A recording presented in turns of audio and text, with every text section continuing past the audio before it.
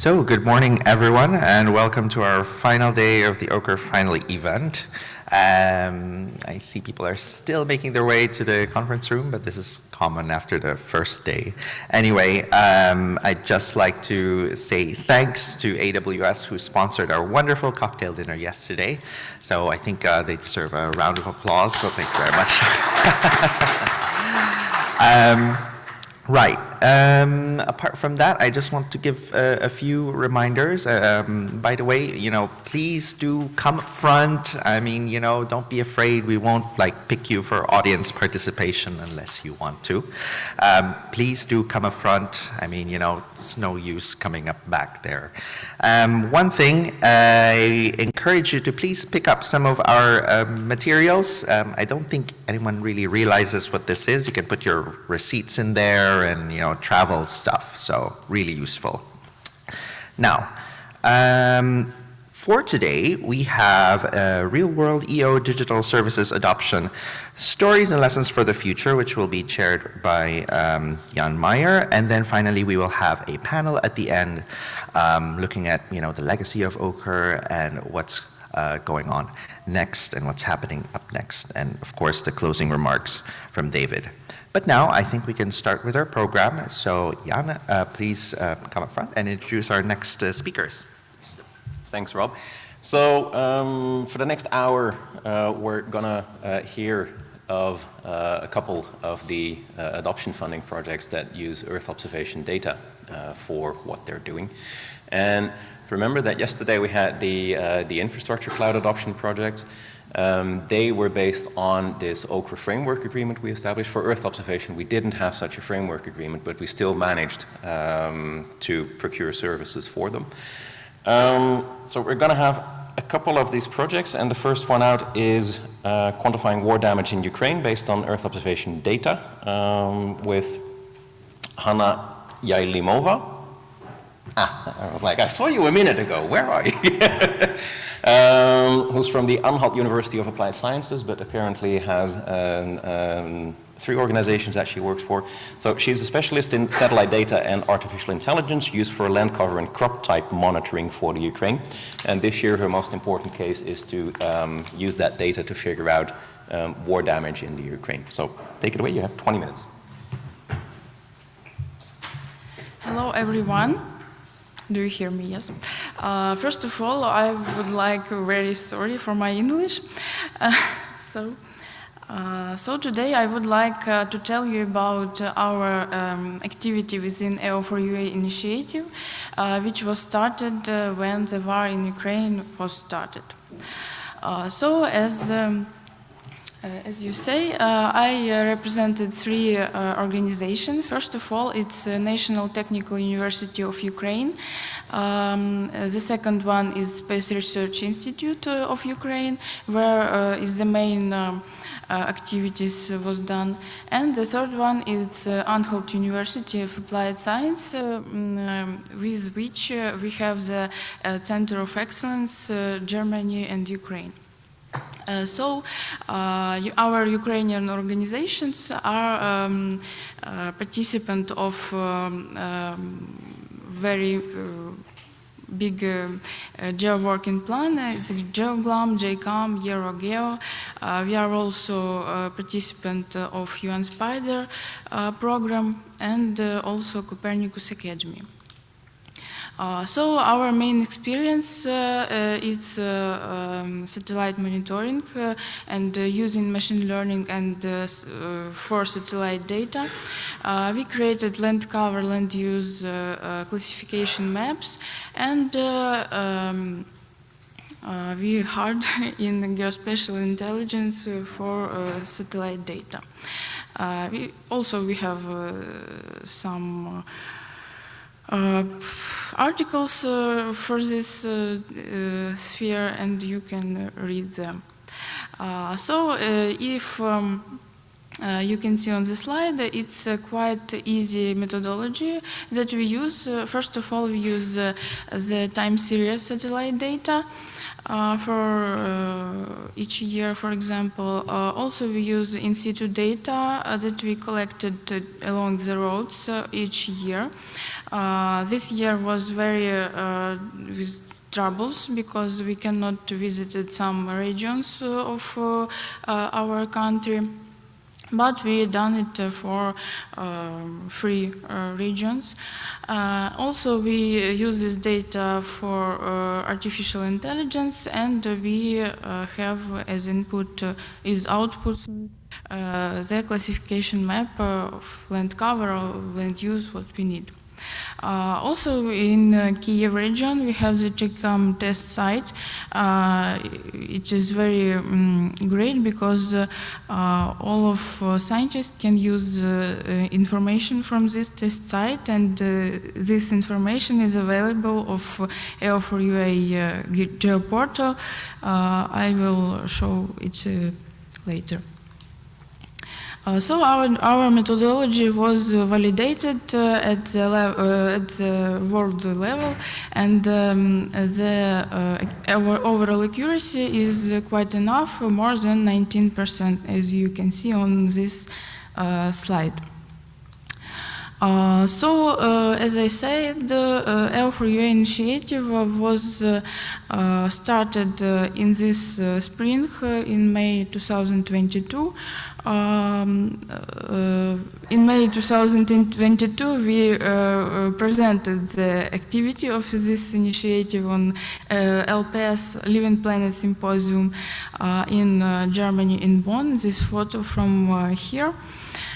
So, initiator of this initiative, Earth Observation for Ukraine, is the Poland company Cloudfaro, and the main person that was support us is Jan Murzel. The partners of this initiative are different scientific and private company that have satellite data with very high resolution. Someone can create the map of burned area and to calculate different important products for us and within the VAR. So as I say, we created the land cover and crop type classification map. The first one for full Ukraine we created in CREODIAS for 2021 year. And this experience is very important for us because we wanted to use this platform for VAR damages, for pit identification for Ukraine. And we need a lot of resources for this task.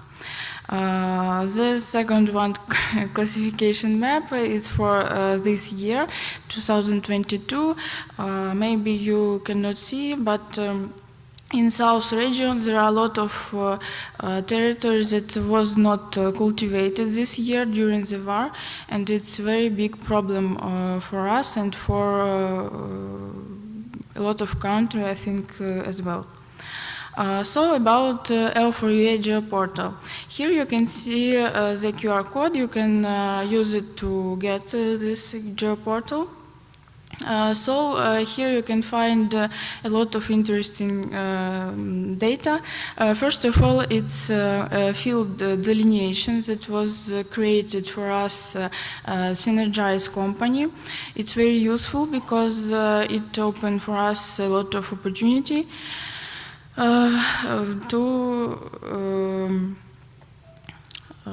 to solve a lot of different tasks, for example, VAR damages. The second one is for JCAM test sites crop type classification, and in situ data should be there. And there is a coherence data for Ukraine. It's very useful too. So first of all, when war was started, we tried to estimate damages, what territory was occupied, and what that we don't have the cannot control this agricultural area. So we can see that about 23% of winter crops was occupied, and it's around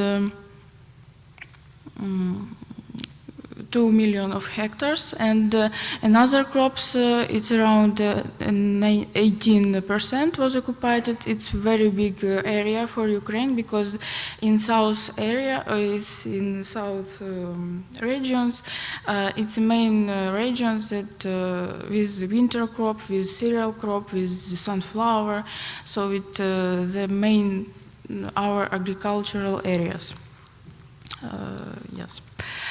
So here you can see better the difference between 2021 and 2022, that the area was decreased, cropland area was decreased in territory of south regions. This area was decreased by 10%, and we suppose it is very big trouble for Ukraine and for the world. Here you can see the same material for cereal crops, also around 10% of general crop. For sunflower crops, it's around 13%, and for, that's all, sorry.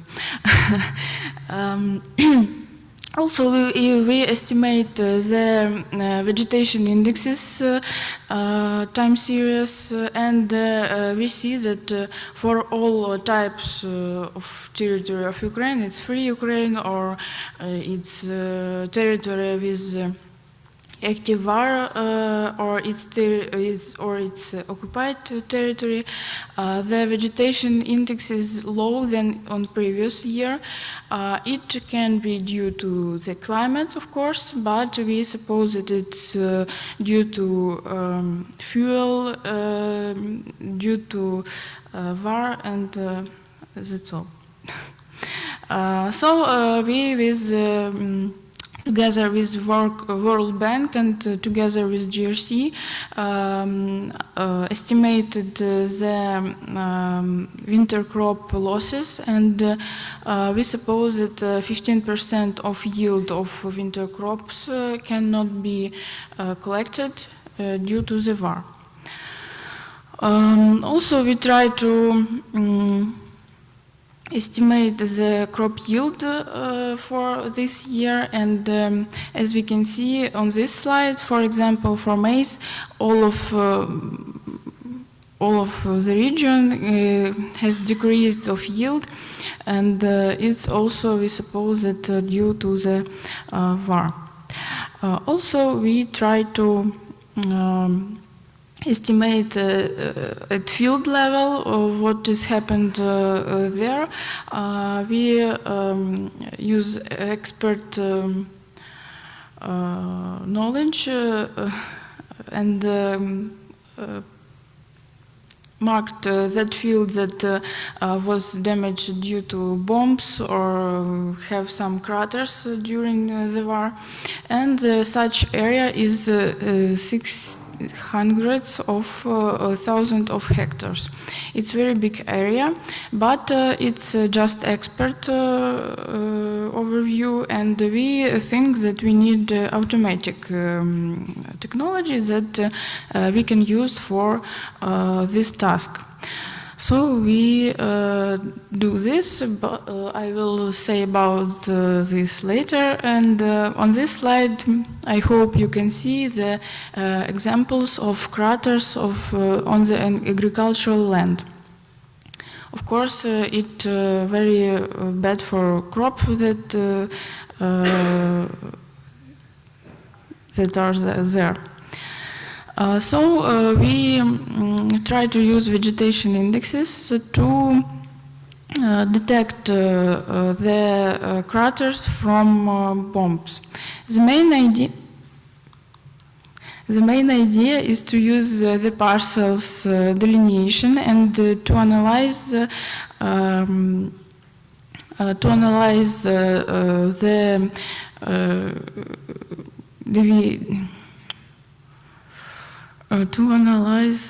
diagrams. I don't know how to say, sorry.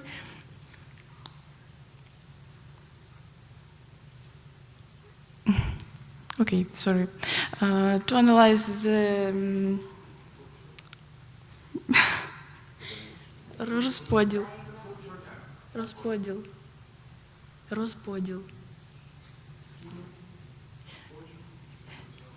Okay.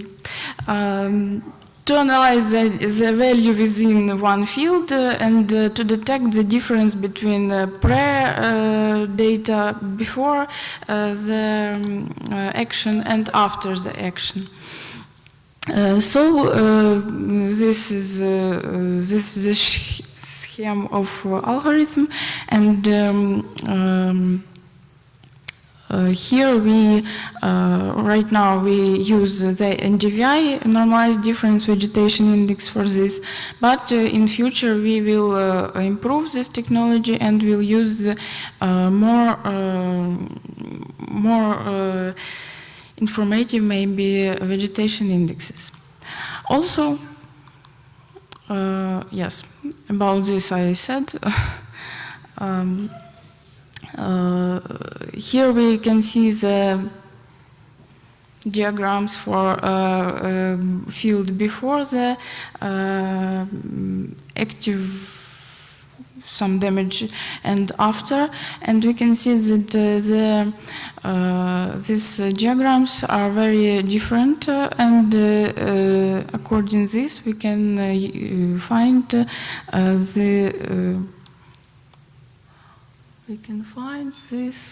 these points, and this is damages from the VAR.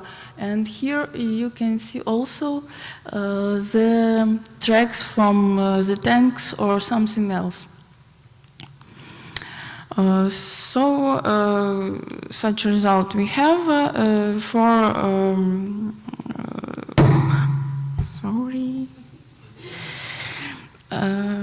for quite little part of Ukraine, we can try to do this algorithm. That is why we need and we will use the ideas for these tasks.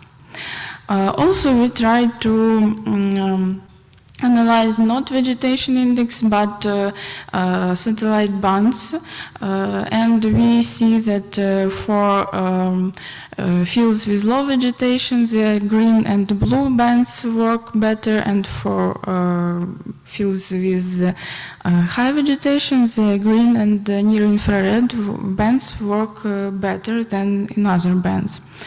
So maybe it will be best way for estimation, the pits identification. We also validated our technology for with a CLAD dataset. It's open dataset with points where the active VAR was done, and we see that the distance between damaged field and these points is quite little. There are a lot of fields from the distance from 0 to 5 kilometers, more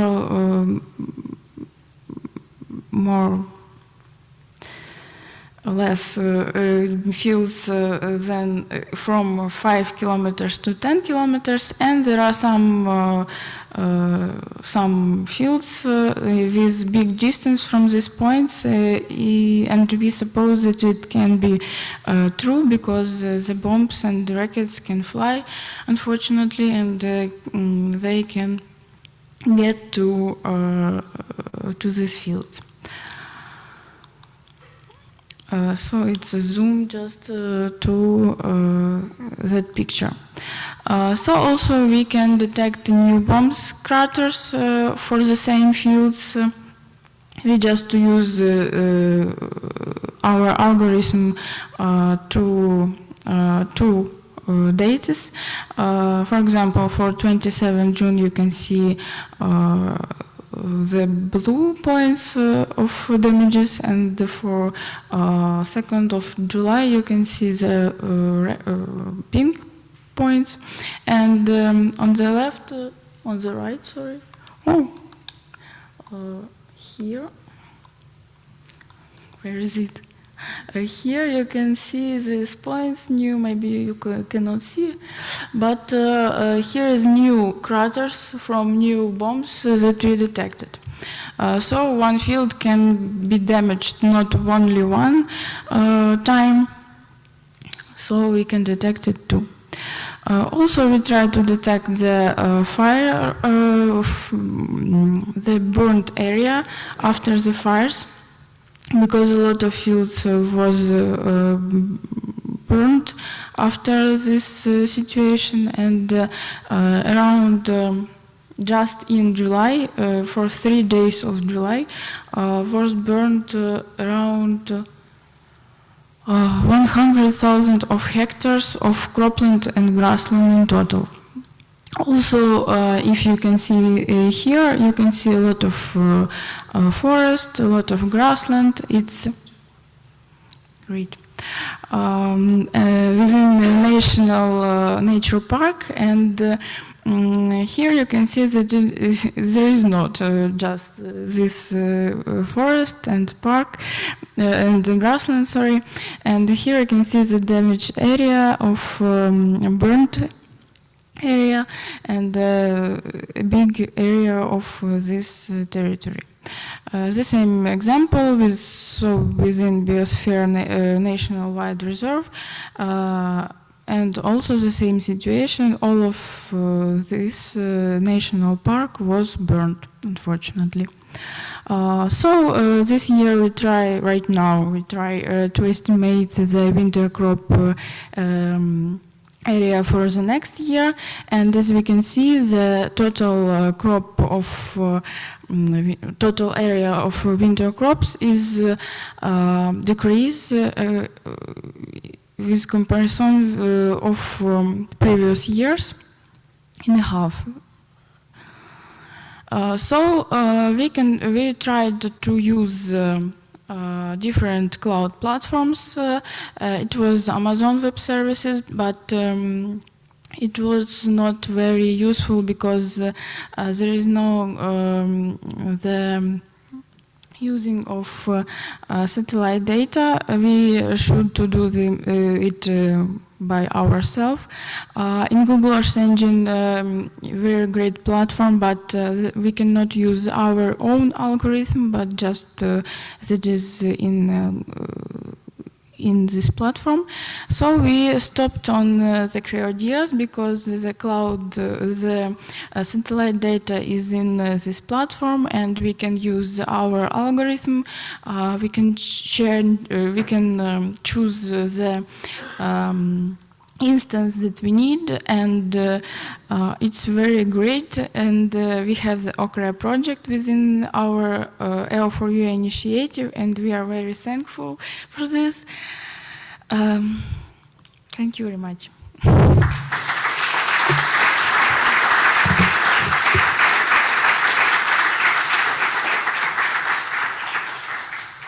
Thank you. We have time for one question. Thank you. That was fascinating. Sorry, I thought I'd taken somebody's spot there. But that was actually fascinating and amazing to see the wall damage from satellite data, and also amazing to see what looks like just a satellite image, you know, when you do kind of drill down through data and the algorithms, and the identification of the damage is interesting. What's really interesting for me is you're looking at bomb damage to fields, but it's amazing that there's any farming at all going on, right? Why do you think there is still farming activity in these areas, and it hasn't been abandoned completely. You know, I mean, you actually showed us, like, within 5 days, new bomb craters kind of over a period between June and July. And it just amazes me that there's any farming taking place at all. And is that just the determination of the farmer to produce, or, you know, because the areas, they look as though they've been affected for a really long time. So I'm just really impressed that there is any crop production at all in those areas. So it isn't really a question, it's more an observation, but it was fascinating, thank you. So I want to say that why we do this, because the World Bank can pay for farmers for these damages to help them, and they need to know where is these craters, because World Bank don't know, they are not in Ukraine, and they want to know where is it. So we should to pay, or we don't should to pay. Yeah.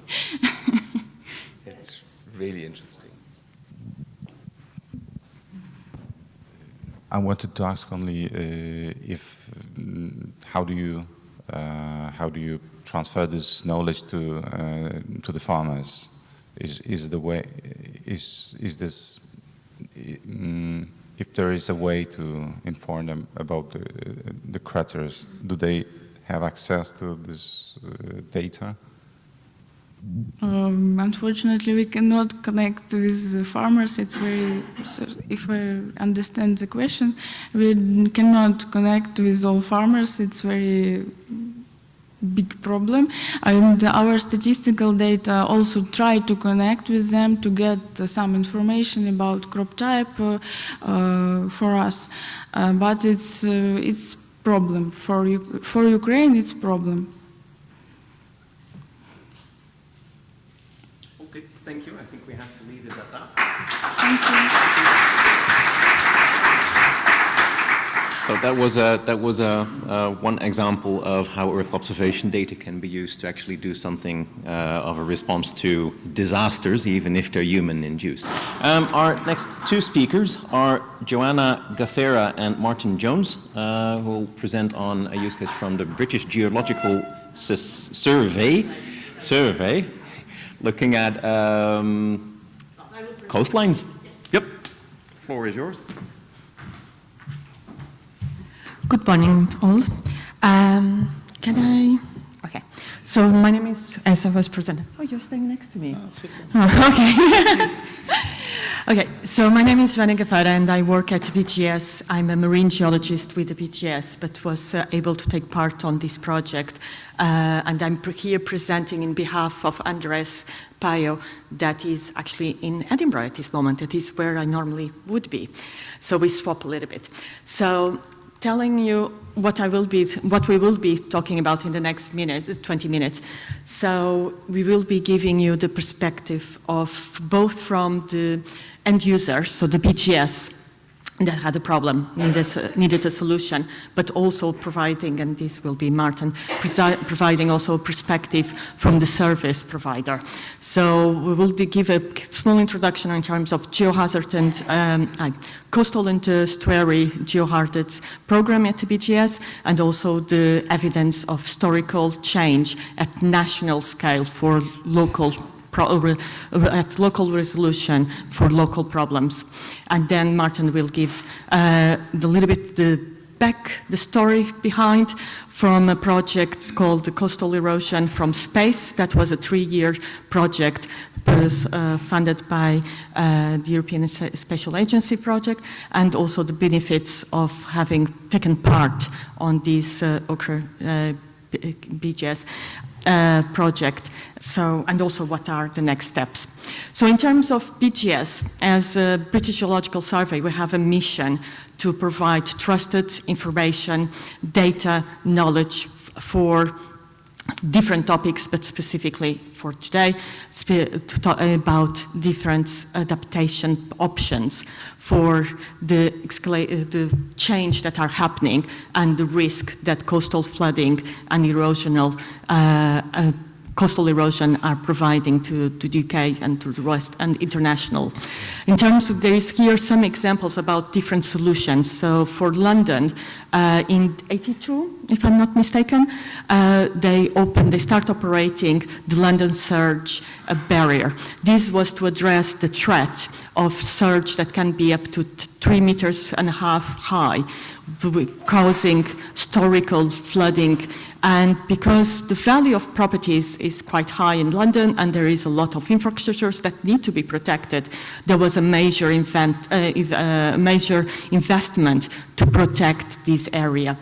Unfortunately, we cannot protect all the areas that are at risk, and often a smaller place with values, property values that are lower or that affect smaller populations actually have to go down the route of another type of adaptation. We cannot protect the coastline and preserve all the coastline. So we have two examples from England and Wales just to exemplify that actually people are being remobilized. The car park that is, the caravan park that is shown in this photo is not there anymore, was displaced. Houses are being demolished because we cannot sustain, it's not sustainable to preserve these coastlines. So we need to know ahead and actually take decisions before the house start falling from or the coast is eroded. Worldwide it's estimated that we can't reduce by a factor of 10 the costs of the impact of coastal erosion, but we need to understand it, we need to predict it.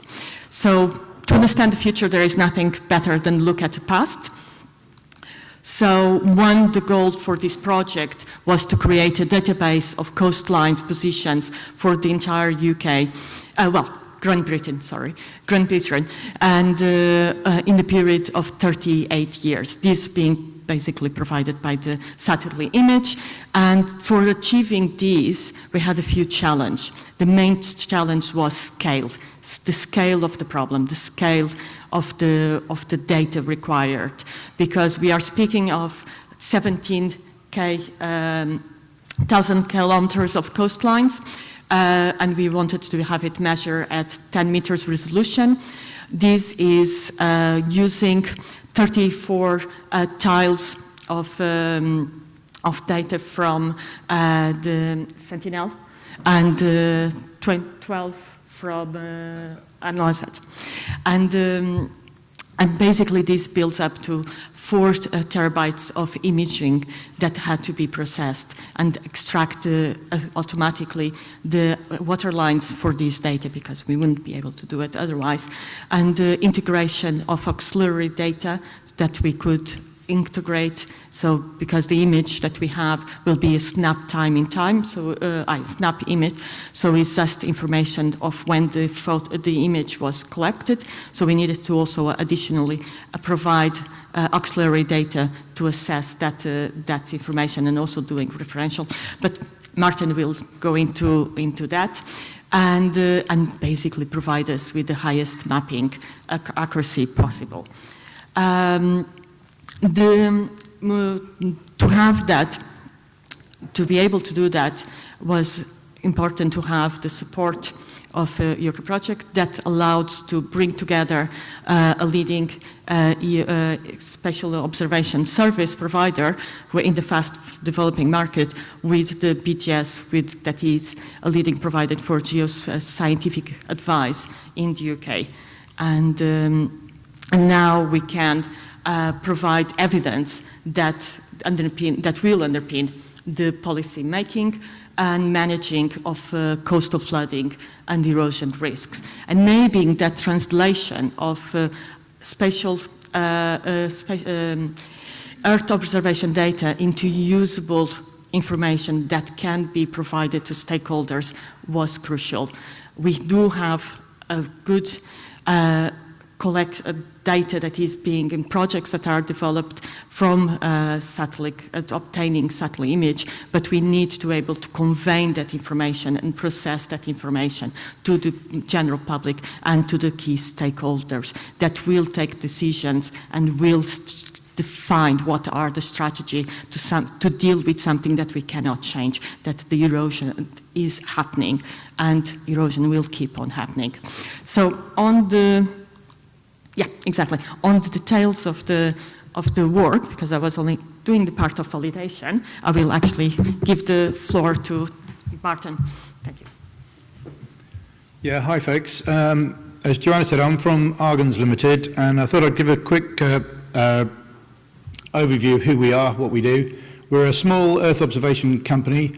We mostly work with the European Space Agency or with Horizon Europe, and we have a mixture of mission performance skills, quality control, quality analysis skills, but we also do an awful lot of exploitation, such as looking at coastal erosion, land use, land cover, very similar to some of the things that Anna was talking about before, but not in a war zone, thankfully. This journey for us with British Geological Survey that led to the project with OCRE started with an ESA-funded project 3 years ago.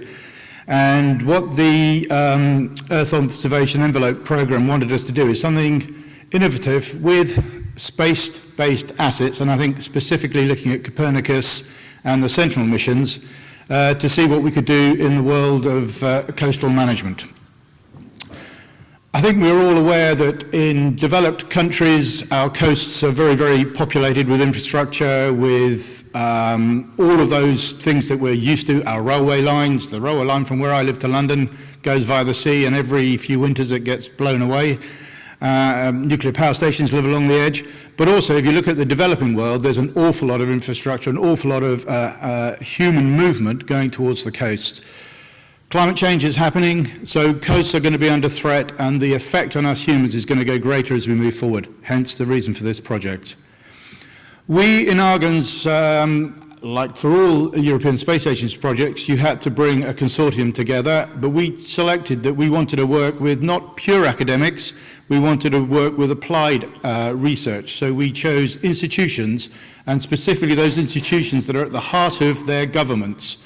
So you can see from the slide here, we worked with the government of Quebec, we worked with the Spanish government, we worked with the Irish government, we worked with the Italian government, and we worked with the UK government through their national geological surveys or their hydraulic surveys, which is the Spanish equivalent, if you like.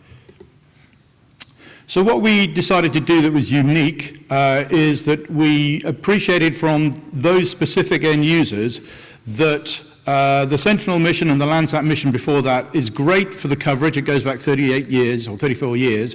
But the resolution was okay, but the geopositioning of those pixels was something that everybody was worried about. So it was important to measure these slow changes that happen over time, that we could increase the accuracy of the pixels. So this is an overview here of the process that we took, and I'll quickly run through those so not to bore too many people, and then we'll get through that. So first of all, data selection. We are, in all those countries mentioned, very heavily disadvantaged by cloud, and optical imaging satellites cannot see through cloud, but we realized that the coastal strip was the bit that we're interested in, so we designed an algorithm that enabled us to have a polygon along the coasts that would choose the best images available for that. Then we wanted to accurately get each pixel better positioned, so we used very high resolution commercial imagery in order to get a master Sentinel image corrected for its position, and then we could run that through the whole time series and co-register those guys. What that meant is that we had a lot more images and a lot better positioning of those images, and that was one of the key requests to us from British Geological Survey. And the reason for that is because they wanted to have that cadence, that sequence of imaging that would cover before and after any events. Those events could be man-made, and you saw the Haspera image with all the groins along the sand. So when those building works are put in, what happened before and what happened after? Can we see that? Major storm events. If there's a major storm event battering the coast, has that made a big difference to the coast? So we needed to get that regular cadence of imagery, and we needed to have it at a much higher accuracy. The waterline extraction was, again, it's a fairly common process, like the land use, land cover techniques that people use. But in this particular case, we were very keen to try and go into pixel with the positioning. So we used, it's called a marching squares algorithm, a way of looking at the pixels around where we thought the wet-dry line was, and use that to help assess the best place to put that. The wet-dry line itself, it uses an index, it uses a comparison between one spectral band and another spectral band, and it's very common to use a zero that says when it's a plus it's dry and when it's a minus it's wet. But actually we realised that that's not accurate enough, especially when you've got white water ribbon along sort of flat coastlines. So we had, what we did is we designed a way of marching ourselves along the coast and assessing where the lowest value would be to have that wet-dry line, so it wasn't always a zero. So we had that approach. So once we've got the water lines, and I think as Joanna said, that's a snapshot in time. What we now need to do is then say, how can we take that snapshot in time and reference it to a datum that I can compare today's with the one 5 days ago, the one 10 days ago, and the one before that. And to do that, it's a relatively simple task in conceptual terms. Find the slope of the beach, find the height of the tide at the time of the image, and then using Pythagoras, just shift it. And that's kind of what we did. To get the slope of the beach and to get the height of the water, that's the auxiliary data that we need. And I'll talk about that a little bit at the end, because that's one of the biggest challenges that we found. We also do land use, land cover maps, pretty much like you saw in the last presentation.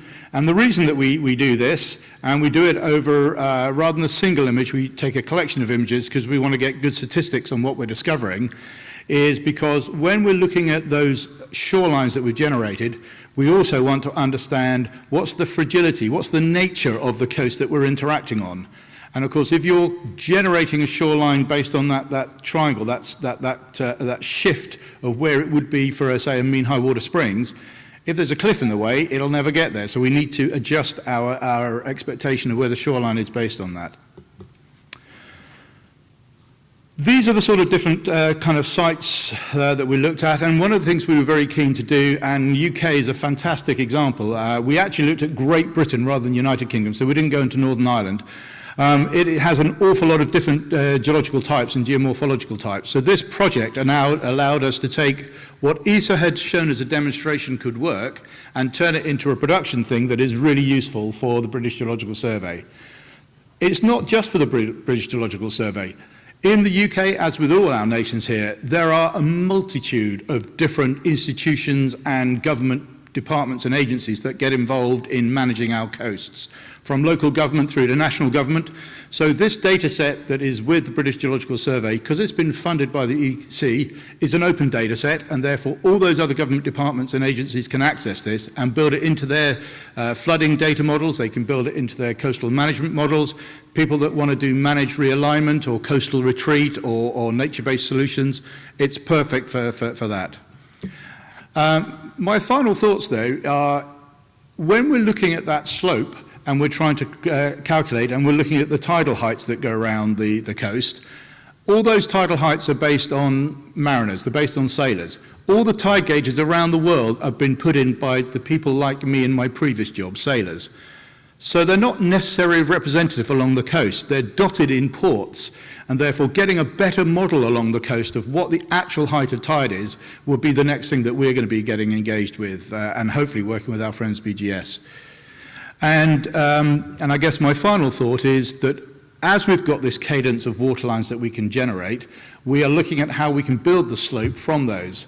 So as new science and new space comes along, and we end up, I heard of a company that's about to launch next year that hope to have a 15-minute revisit rate around the Earth. That level of data is exactly what we need as an Earth observation company, but it's exactly what Geant and all the other cloud-based companies need, because that's going to be so much data that even our computing process will require external cloud services in order to crunch those numbers. And that is us done, and hopefully we're all on time. Thank you.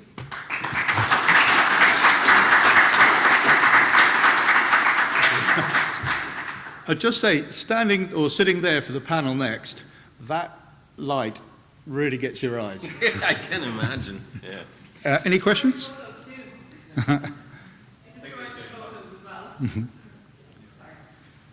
Any questions? Oh, two. Thank you. Very interesting presentation. My question was, I assume that there's a lot of management going on at the coast with trying to prevent erosion and these type of things with infrastructure. Do you actually see that as an effect in the data? Yeah, I mean, if somebody builds a seawall or a set of groins along the beach, or you can definitely see the changes before and after. One of the other projects that we're working on with BGS is in Ghana, and in the Volta Delta, right upriver, there's a dam being built about 5-10 years ago, I think it was, and then downstream there are some jetties they put in, and it has really changed the nature of that delta. People know this, but they don't have the evidence to understand it or to do something about it, or even to persuade big companies not to do it again. So one of the fundamental principles, I think, of Earth observation is it's a monitoring capability, and it provides evidence. And if you've got evidence, you can probably win some arguments. Not necessarily with all the politicians that go around. But there's a question from remote, actually, that I would like to take first. Yes. Okay. I'm providing the permission to Dirk Bay Dirk-Callen to speak. Let's see if he can hear us. So Dirk, are you there? Yes. Do you hear me? Can you hear me? We can't hear you. Oh, now it's fine. Now it's fine. Yes. Okay. Introduce yourself really quickly, and then you can state your question. Yes, I'm Dirk Beiderkellen from Deutsches Forschungsnetz, German Research Network, and I have a simple question. I really appreciate your presentation, but I have the question: if more simple images can provide much more impact. Let's take the Peter Greenaway's film from 1993, Coastline, that showed us very much the worth and the value of the British coastline. And I asked myself if far distance observation can provide such an impact. If I've understood your question, you're saying, can Earth observation help us provide the necessary impact that's required to show those changes? Is that what we heard? Yes. Basically, that's my question. So, I mean, for me, that is a great question, because it's one of the challenges that I have in the company that I work at the moment. I used to work in government, and if I was to brief a minister, I had one piece of paper, and on that one piece of paper, I could have about 1/3 of it words and 2/3 of it picture, and that is all I had. So the idea of the infographic has to be the key. The decision makers for all of these coastal planning things are either local government or national government. They're not construction companies, engineering companies, and therefore the KISS principle, the keep it simple, stupid, is a good thing. Imagery, especially with GIS skills and the geomorphological and geological expertise that BGS add to it, means that we can make some good infographics. And those are the things, I think, that give the biggest impact to the people who've got the ability to spend money or change law. Thank you. Thank you. Last question? I was actually going to ask about how you communicate with policymakers for particularly forward planning in the UK. So, all good. Thank you. 1/3 words, 2/3 pictures, we just learned. Exactly. It's a good metric. Thank you. I would just add that BGS is one of the geospatial institutions in the UK that come under an umbrella organisation called the Geospatial Commission. The Geospatial Commission is owned by the Cabinet Office, which is our central ministry of ministries, if you will. They work very closely with our Environment Department, which has the Environment Agency, who have the responsibility for the coastal management. and they see BGS as their experts. Thankfully for us, BGS see us as their friends, so it kind of cool. Okay, thank you. Thank you.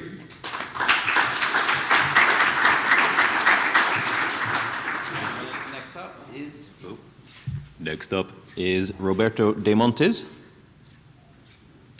Yeah.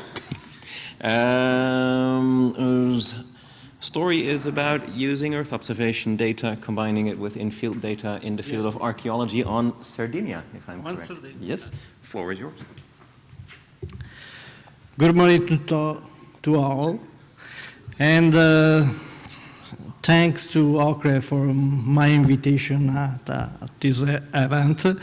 And sorry in advance for my bad pronunciation in English.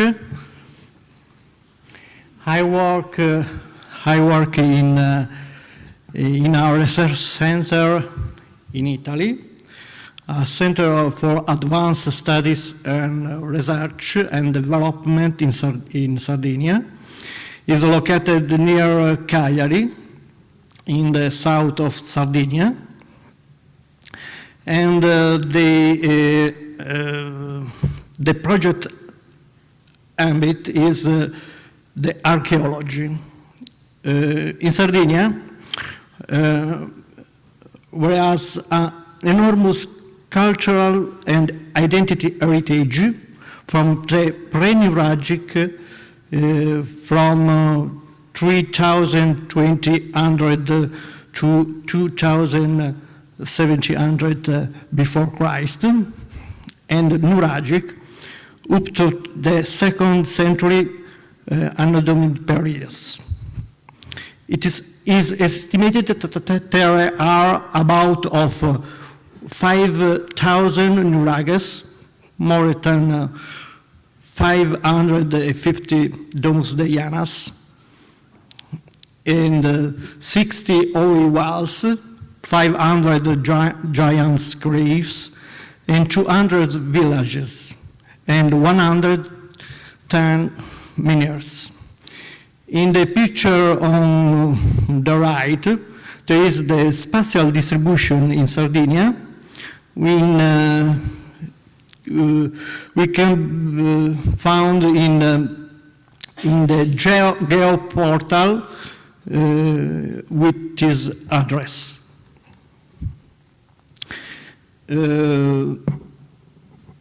Two excavation activities is important to decrease the effort and cost. And so the satellite and aerial image can be useful to assess in advance the need of excavation activity for a specific area. And the phenomena such as natural and induced subsidence could prevent access to buried structure and even damage the emerged ones. It is in this picture show the Nuraghe, that is the main monument for the Nuragic civilization. This is a village, a simple Nuraghe, and in the last picture on the right, there is the Nuraghe Naniaru, is a polylobate, so with many towers, is submerged, and so is needed to excavation activity. The NuraghEO project as a main objective is to define a methodology allowing a new approach for the study of archaeological sites through the pervasive use of remote sensing technologies. The method consists in two phases. The first is the analysis of EO data to identify and document areas of interest with possible buried structure. For example, a village near a Nuraghe. The second phase is the integration of the result of different detection techniques in situ, for example, photogrammetry, georadar, LiDAR, or thermal camera. The NuraghEO project is connected to ArcEO Sardinia, a project funded by the Sardinian regional government and focused on the NuraghEO. This is the picture shows the site. The OCRE mini competition started in March of 2022 and was ended in May of 2022. The voucher amount is about 75,000 euro, and the NuraghEO project is in the middle of the time because it started in the 1st June of 2022 and will end in the June of 2023. This is the study area in the southwest of Sardinia with 10 sites of interest for the research. The NuraghEO is the first from the west. Thanks to OCRE Earth Observation Voucher for Planetech Reticus platform, the CRS4 researchers are able to overcome the need of managing high data volumes and having strong data processing capacity to make type of analysis. The multi-temporal interferometric analysis of SAR images to detect and monitor land surface change around archaeological sites that may be subject for subsidence or landslides. And the multi-temporal multi-sensor analysis with new generation optical EO data with the calculation of several indices related to vegetation state, temperature, and soil moisture. This is the multi-temporal interferometric analysis with ground motion analysis over 48 months of high resolution data and persistent scatters calculated with millimeter precision. The picture shows the area around the NuraghEO that is in this area. Oh no. And monitor of movement both on the NuraghEO and on the surrounding areas, and support for identifying areas with potential buried archaeology. The multi-temporal and multi-sensor analysis with optical data were performed with the planet fusion monitoring, with a new product data fusion between planet constellation and Sentinel-2 with higher frequency and higher accuracy.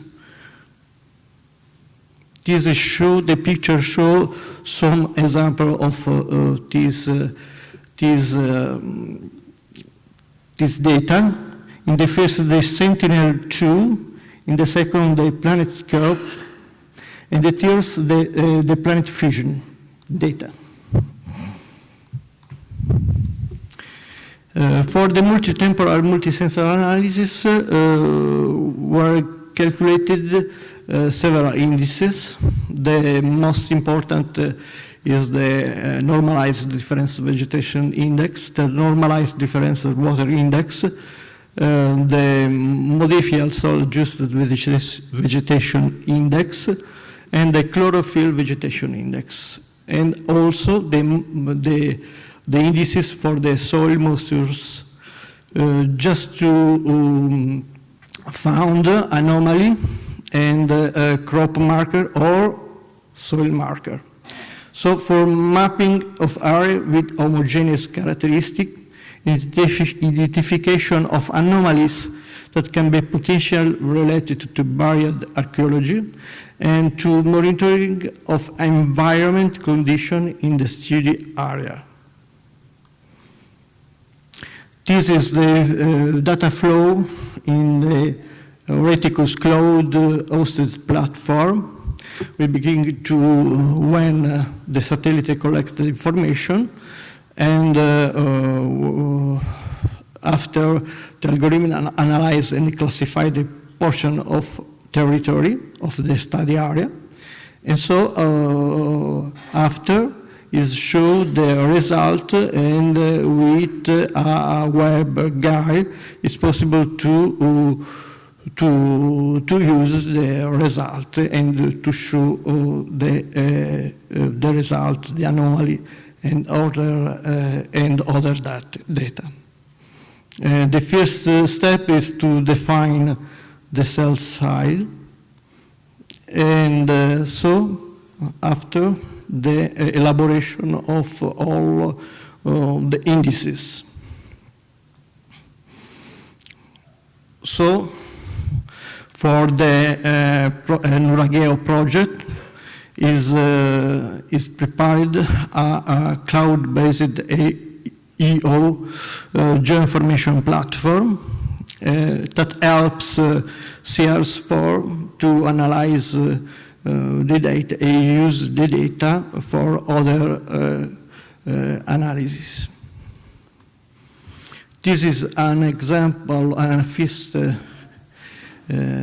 preliminary result of the project that show with the reticus displacement, the multitemporal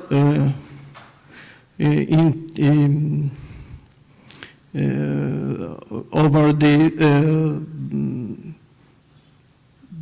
variation of the interferometric data. This show near the Nuraghec that is in this position a first result of analysis with inside the circle, the red circle, there is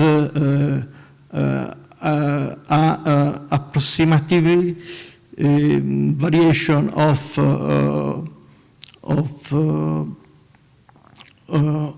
elevation with estimated speed of -8 millimeter for year. This is all the indices used in the multi-temporal multi-sensor analysis with different resolution, frequencies, and dimension of data. For example, the first three, the NDVI, the MSAVI2, and the CVI is from the planet fusion with a resolution of 4 meters with daily frequency and with 1,549 images for the period from the 2018 and 2022. And for the other 4 indices, the moisture stress index, the normalized difference water index, and the normalized difference moisture index, and normalized archaeological index, the data from Sentinel-2 were used with a resolution of 20 meters with a monthly frequency and with about of 51 images. And also the land surface temperature with the Landsat data with a resolution of 300 meters and monthly frequency. This shows the automatic data processing pipeline to calculate the indices. And this shows a difference between 3 different indices. In the left, the Sentinel-2 NDWY. In the center, the Planet Fusion NDVI. And in the last, the LST for the area of the NuraghEO.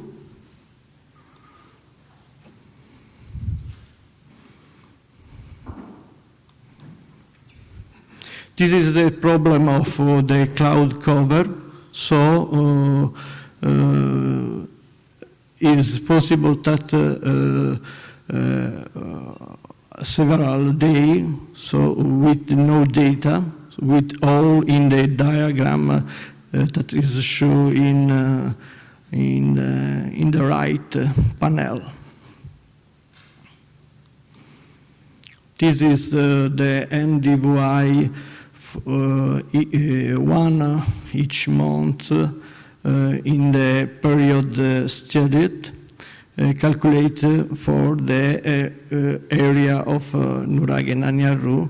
In the right panel, there is the diagram with the measure of each day for some indices for a pixel. This is another type of analysis with a variable cell size. The first is the centroid of NuraghEO. The second is a 8 meters side square. The second with the green color is about 30 meters.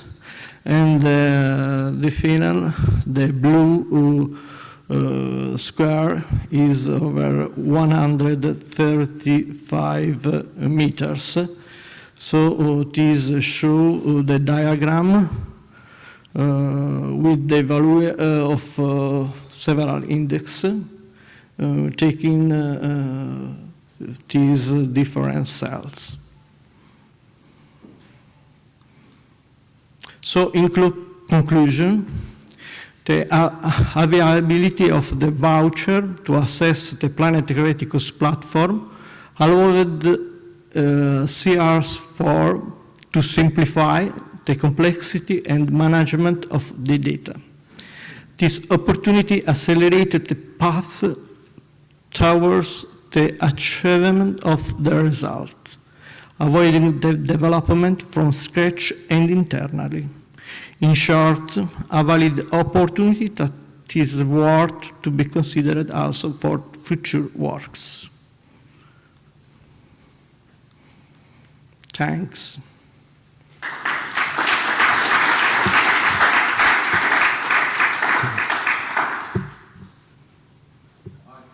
So we have time for one question.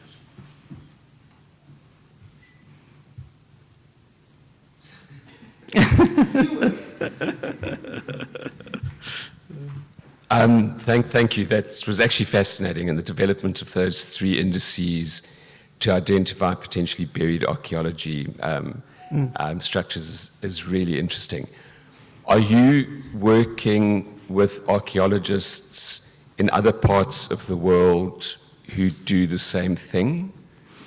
Or is this quite a new development in archaeology? We are worked only in Sardinia with archaeologists and with the public authority, Okay. beni culturali. Okay, so this really is new but innovation. not in other country. So there is some project that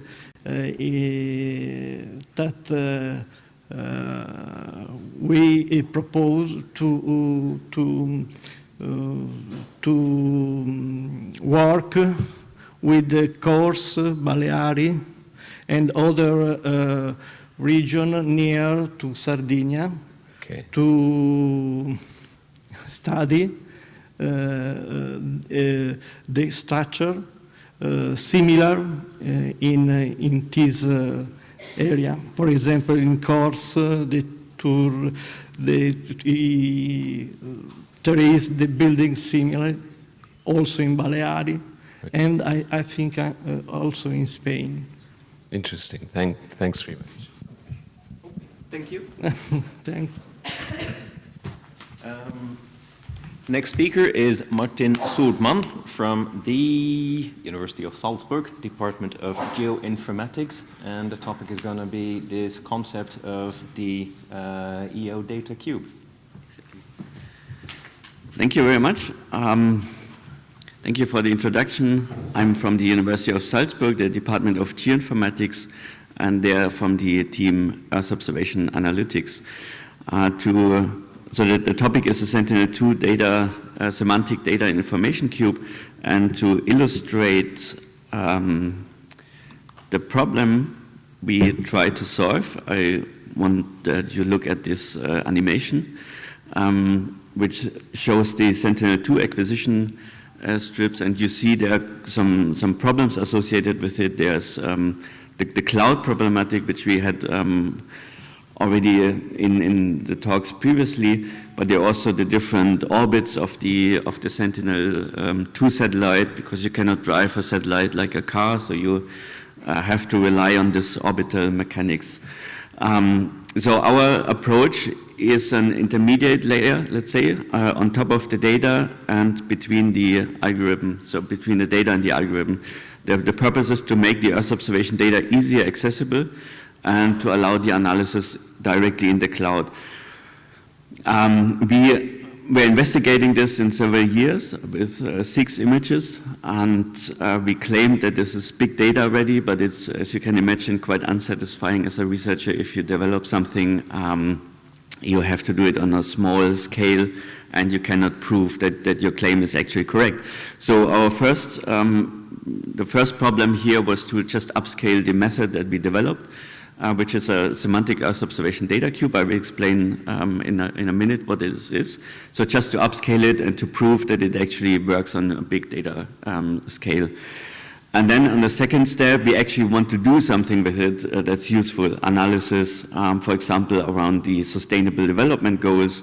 And these type of analysis you don't do on a small study area, you have to do it on a country national scale, because that's when they get relevant.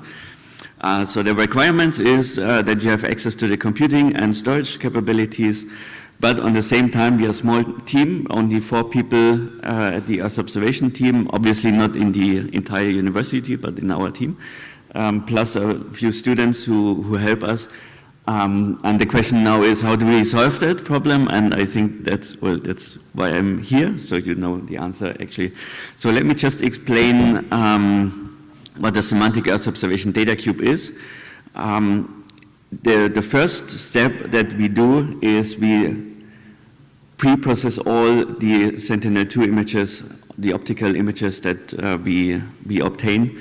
We call that semantic enrichment. That's a term from the semantic web, where you can semantically link different documents, but we use it for this purpose as well. So every pixel in the original image will get a spectral category that tells it what is in the pixel. For example, water, vegetation, snow, cloud, and so on.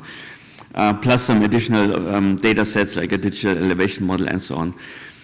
So we store everything in a data cube. A data cube is a multi-dimensional organization of data, and you can select from the entire images specific the area of interest you are interested in and the time intervals, and the data cube will give it to you.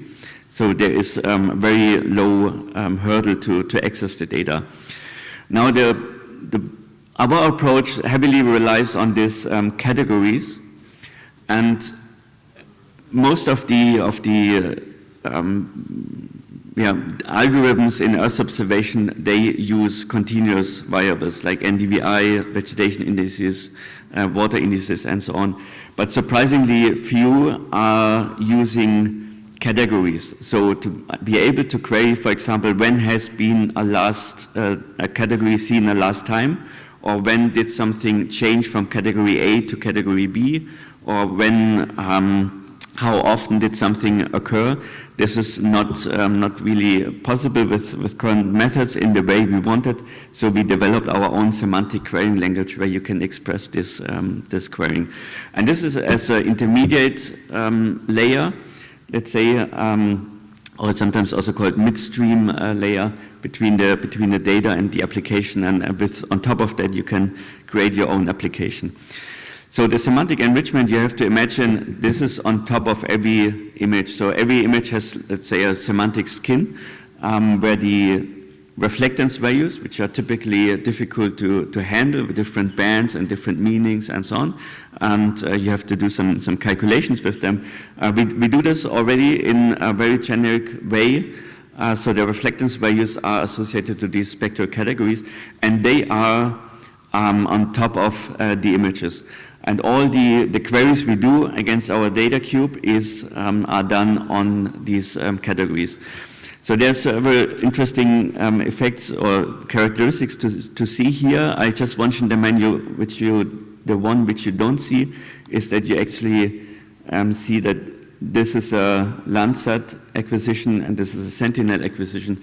So this approach works with all different types of optical Earth observation, and they blend each other. So on the semantic level, you can do the data fusion.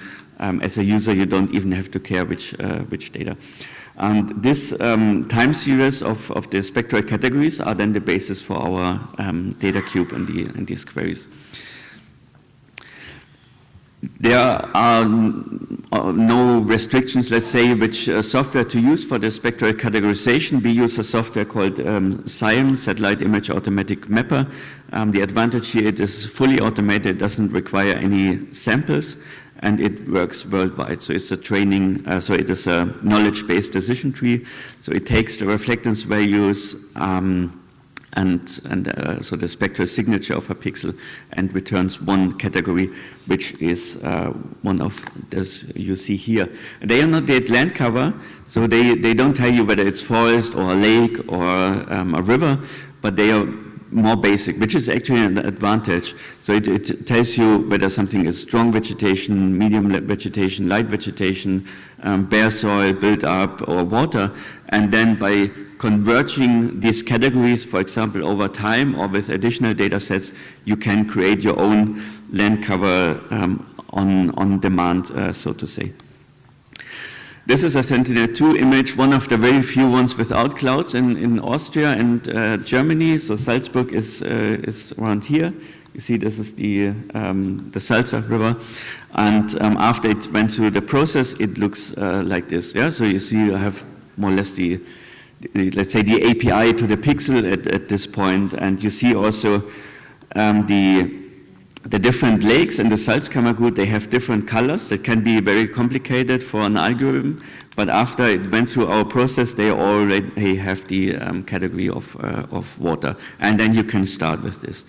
So the data cube is a multidimensional way of organizing data, and as a user, you don't have to know the internal organization of the files in directories and the cloud. What you do as a user is you specify your area of interest in coordinates, or actually in coordinate tuples, and you leave it to the data cube to figure out which data is in this area, and then it gives it back to you in a way that you can directly use. In this case, it is a Python X-array, which you can directly forward to machine learning algorithms or packages like scikit-learn and so on. So with this few lines of code, you can potentially access petabytes of data, and you don't need to know anything about the internal organization. So that's quite convenient also for automating the process. Now, again, in our case, we in addition store additional categories and information layers, and since they are all connected to the original images, you can do the queries on the information layers and tell something about the original data, or even use it to retrieve the original data. For example, to specify an area and look for images which are only cloud-free in this area, which is different to searching through a metadata of a cloud statistics over the entire image. It could be 80% image but cloud, but the 20% of the image which you're actually interested in could be cloud-free. In our case, you can really specify this and search through that. On top of that, we developed our own querying language, including this graphical user interface, where you can access different data cubes. You see there are two. Now we have a bit more already. So with this graphical user interface, you can create what we call a semantic model. With this model, you can query these information layers in a graphical way, so you don't have to do programming. How this works or looks like is this. This is a semantic model in our system. And as a user, you just drag and drop the categories and the processing steps you want to have in this kind of graphical processing chain, and then it will be evaluated in this multidimensional world of the data cubes, and the output could be maps, it could be a time series, whatever you're interested in, and how you specify your model, basically. You can do this without programming. You can also programming. We have also Python API, but you don't have to. The second advantage is this semantic model you can store in a knowledge base. It lives in the system. You can share it with other users, so you don't have to be an expert in the domain. You can actually use a semantic model that has been generated by a different user. You can use it, and it is a specific unique identifier which you can use to trigger the process. I will explain later why this is important. So our biggest implementation of this data cube is the National Semantic Earth Observation Data Cube for Austria, where we implemented the entire process. You see the semantic enrichment of every image that's acquired over Austria, aligned and put in a format.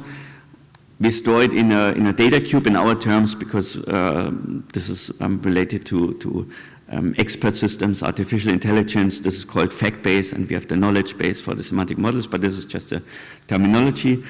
And users use this generic fact base with the information layers to create their own models, and the applications are just then stored as a model.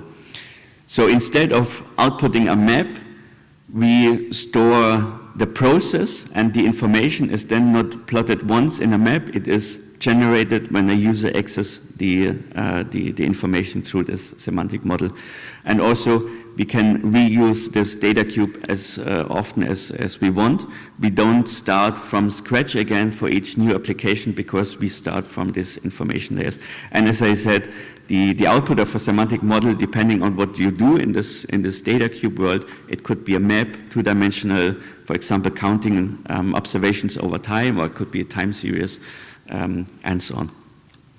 So this is an example that we calculated, and it shows that we are really not tapping into this world of big Earth observation data with this information layer, or this output map that shows us how green is Austria. And you can see we can go back or down basically to 10-meter resolution, which is useful for a local level, but also for the national government. It can be a useful model. And this is the only querying that has been done to generate this. This is an architecture overview. Maybe I skip a bit over this, but if you're interested, we can also talk about this. Maybe the information here is that from the beginning, we started using Docker, so we can deploy it and horizontally scale it quite easily. We also have support for multi-user access, so different users can concurrently use the system. To show you some applications, what we did and what we investigated so far, For example, landslide, you see this is a big landslide in Austria. The blue area is where the vegetation was lost, and the landslide started here. And you see it went down here. There's an infrastructure. I think a street was damaged here as well. This is an application where we investigated storm damages together with insurance companies to confirm claims, where you can see this is a forest that was destroyed by a storm. That was also quite successful. Currently with the local government in Salzburg in Austria, we have a project to detect soil sealing when there's a house built, and maybe you don't see it really clearly, but the algorithm in the time series really detects when there's some vegetation was lost and the construction has started. And also, if we cannot report the soil sealing on a square meter basis with this type of data, it is already useful because there are 5 million buildings in Austria, and you don't want to check them every year. It is already helpful if you just have an indication that there's something happened. Different example, agricultural monitoring, we can identify through these changes of the categories from vegetation to bare soil that there's a harvesting has happened. Maybe one important thing, why do we need the time series and why do we need this on fast drives as well, is if we look at these applications, we investigated the lake surface temperature in the Alps.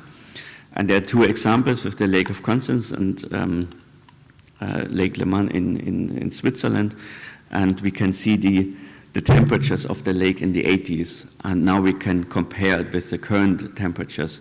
And we have this time series of 40 years, and we can really see the trends of how the impact of climate changes. So this data is really valuable, it's really important, and it's also very important that this is stored securely and made accessible so people can use it.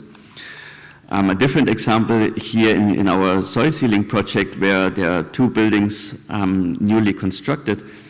So the northern one and the southern one with the blue line and the southern one with the orange line, and you see the vegetation intensity. You see two things here. First, the vegetation intensity obviously drops as soon as the vegetation is removed. You don't see the vegetation anymore. So you can identify the start of the construction. But what you can also identify is that the southern building, or what there's the southern building now, the vegetation was more intense.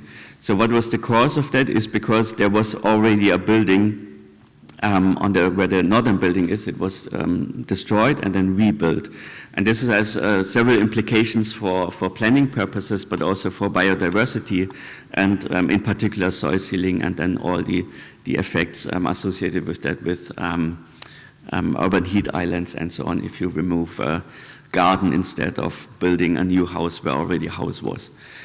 Now coming back to the characteristic that we can store these semantic models in our system and you can trigger the processing without programming, actually means that you have a very simple API request to trigger the processing and you get the result.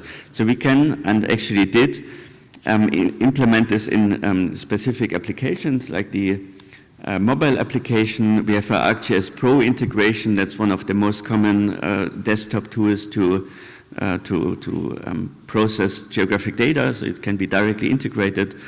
We also have command line interface and so on. Maybe in future, even on a smartwatch, you can send one API request, then it will be evaluated in the cloud. You get the result.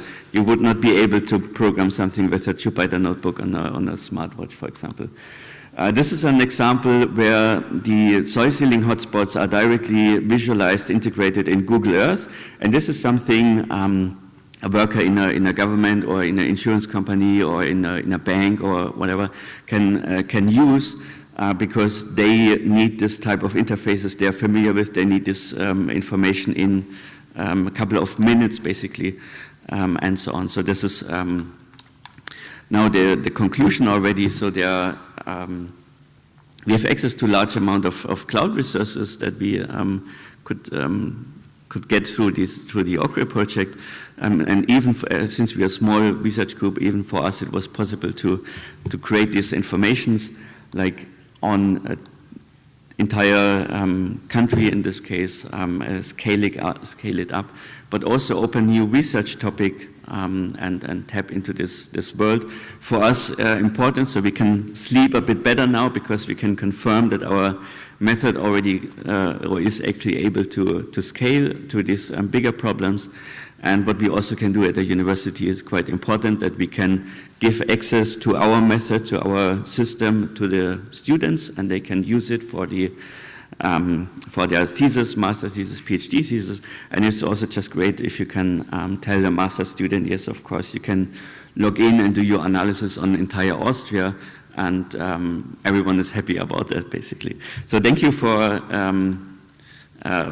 so there's, if you want to read more, there's also the OCRE's success story on the web page. So thank you for your attention, and I'm also happy to answer questions.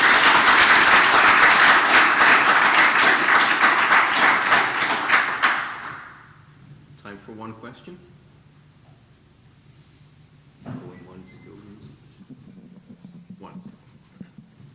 Thank you, Martin, for your presentation. Very interesting.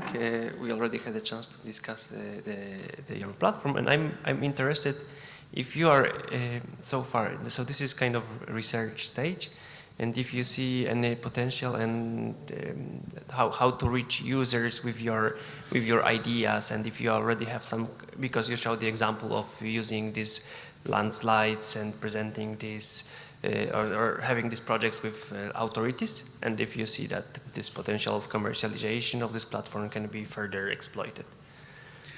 Yes, I definitely see there's a potential. We have seen quite good responses with these use cases we have with the insurance companies, with the local governments, but also with the for the agriculture use case with the Austrian paying agency for agriculture. So we are in close contact with them, and we hope it will go forward, basically, but we're just at the very, very beginning. But I definitely see there's a lot of potential. We have a big problem as a university to really promote that commercially, but in principle, yes.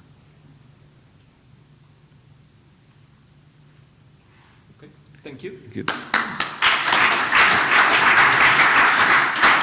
So we've done a slight change of plan because we started 15 minutes late. So we want to do the coffee break now and then have the panel session after the coffee break. So coffee break now, we're back at 11:15, what would that be, 10? 11? 11:15, right. So we now have about 10 minutes. Maybe I should actually time that. To ask you a couple of questions and opinions. And so, first of all, thank you very much for your presentations. It was fascinating to hear what you've actually done with the opportunity given by the OCRE project. And as said yesterday, for us it was really fascinating to get some insight into what this Earth observation field is actually all about. Very high societal impact, I would say. So from our perspective, one thing that I was curious about is, so you've gotten this opportunity. The whole premise of this funding round was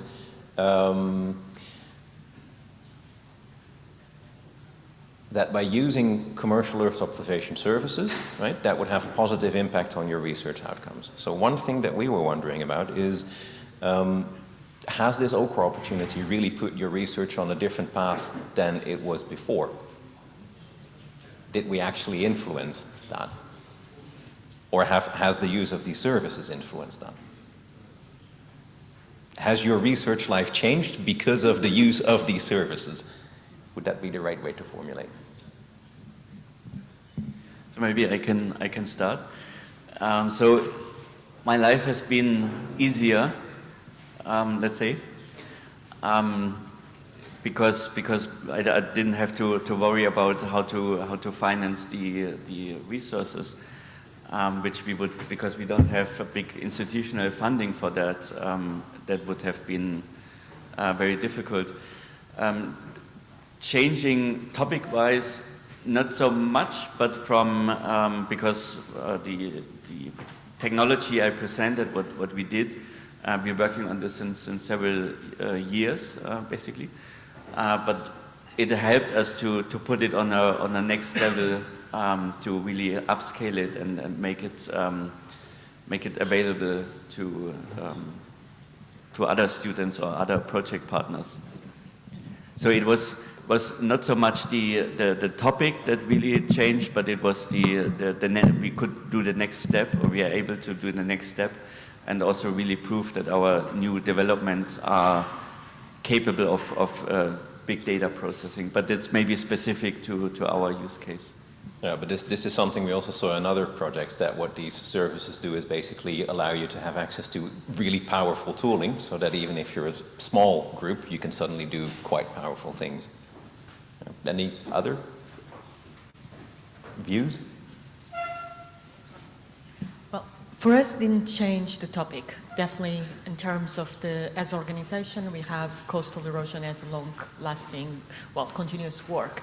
And even in terms of the use of miniaturization would be there. The aspect of scale, that is what enables this project, enables us to jump from local studies for a certain amount, period of time, much shorter, whereas here we were able to go for both temporally and in terms of scale, enables to change that, not the topic, not the research, but the scale that the work was being done.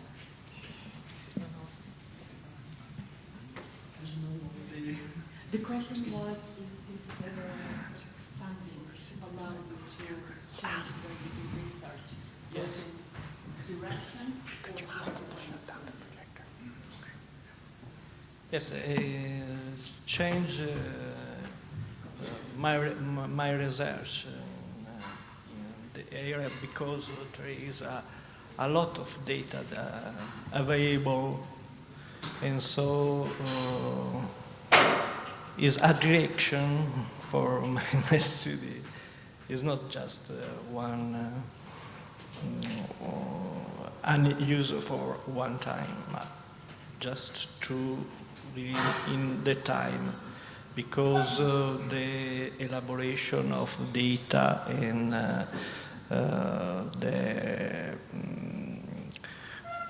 the work is good with this service. I think it's not really for me to comment, because I was a provider, not an institution. But the one thing I will say, I live in a country that is blessed with so many mapping kind of institutions. Our National Mapping Agency, world class. They don't keep an archive.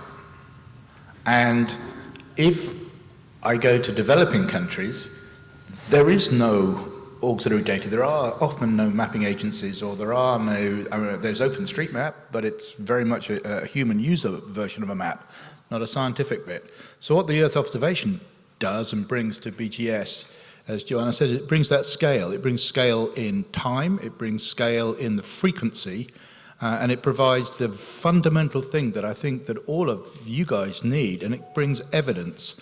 And if you want to bring about change, whether it's climate change or whether it's coastal management funding or whatever it might be, bringing evidence to bear is the most important thing. And I guess that's where we feel we come in. Yeah, and so I guess for many of you, the OCRE voucher has now been used. So half and half. Half and half. Okay, so a period of time to do the work. Yeah. So what happens after? Are you going to continue on this path and try to find different sources of funding? That seems like yes. Is that going to be hard? Always. Right. And you were all here yesterday as well, right? So in the greater context, what we're trying to achieve is this portfolio of commercial services in EOSC, giving easy access, frictionless access, blah, blah, blah, all that. So from the point of view of, so assuming that using Earth observation services has this positive impact on research, right? So what can we do at our side to make it easier for you to use those types of services? And that's not an easy question. Information to help to use it. To information, more information about the scheduler to gain or to, if possible, to work with this type of service. Okay, so that's information about these services that they actually exist. Or do you mean data? So I think if you want more data, if you want more information, that is brilliant, because I want to provide more information and I want somebody to pay for us to do that for you. It's kind of fairly simple from a business perspective.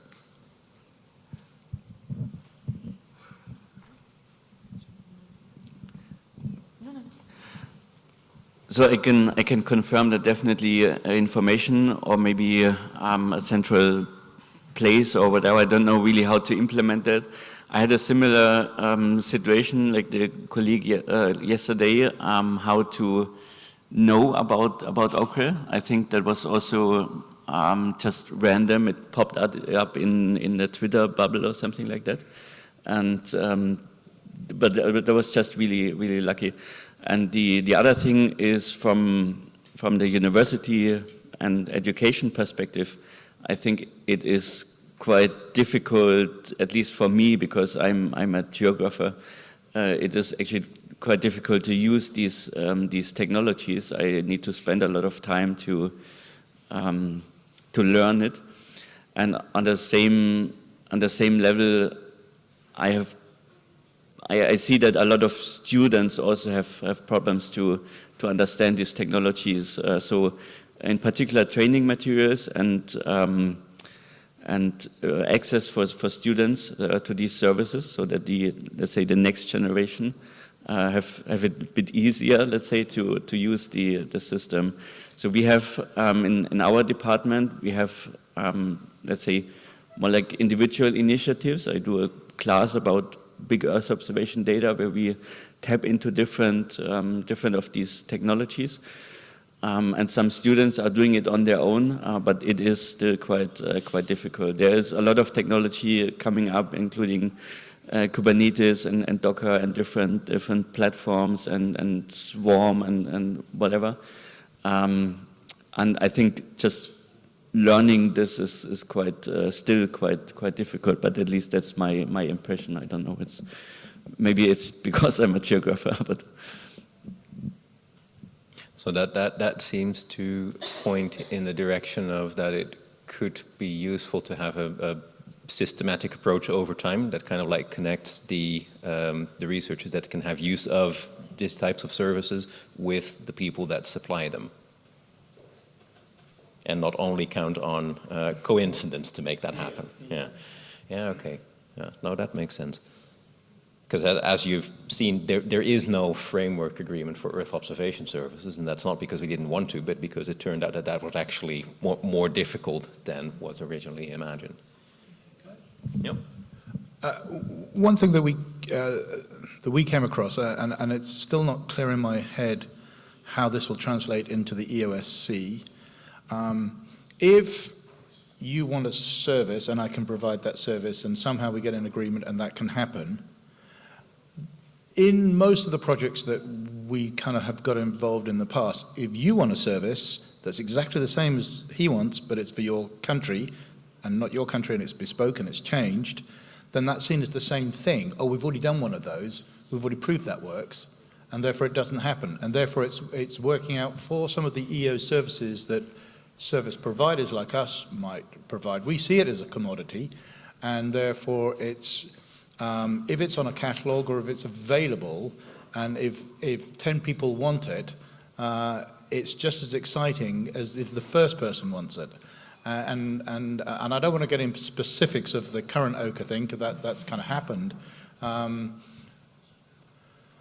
But if you want to get from A to B and you use the bus, and you want to get from B to C, you're going to still use a bus, so it's still a bus. So if the bus has been designed, if an Earth observation service has been designed or has been made that suits somebody's purpose, if another institution wants that for a different geographic area or wants it slightly tailored or bespoke to their needs, then it would be nice to think there is a system that enables that to happen. But you get the feeling that, you know, the data cubes had its go within OCRE, the coastal erosions had its go but coastal erosion covers the whole of the world, and data cubes cover just about every amount of data that is complex that you might want to store.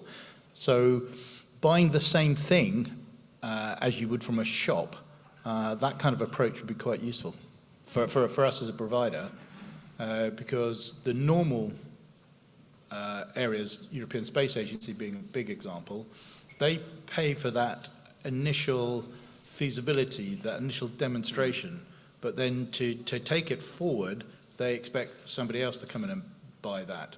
And the institutions don't often have the funding for that. Private companies like us can't do it for free. And there's nothing, and most of the customers are kind of government in a way, the people who contribute to the European Commission, to DG Connect, DG Grow. So it's a kind of it could be a self-propelling, self-licking ice cream, but it could be a good one. And that's, it won't surprise you that that is exactly one of the goals of the European Open Science Cloud, to facilitate that better connecting researchers with services, regardless of in which country you are. Are there any questions of the audience to the panel now that we have them here? Yes, Antonio? Okay, it's a question and a comment, let's say.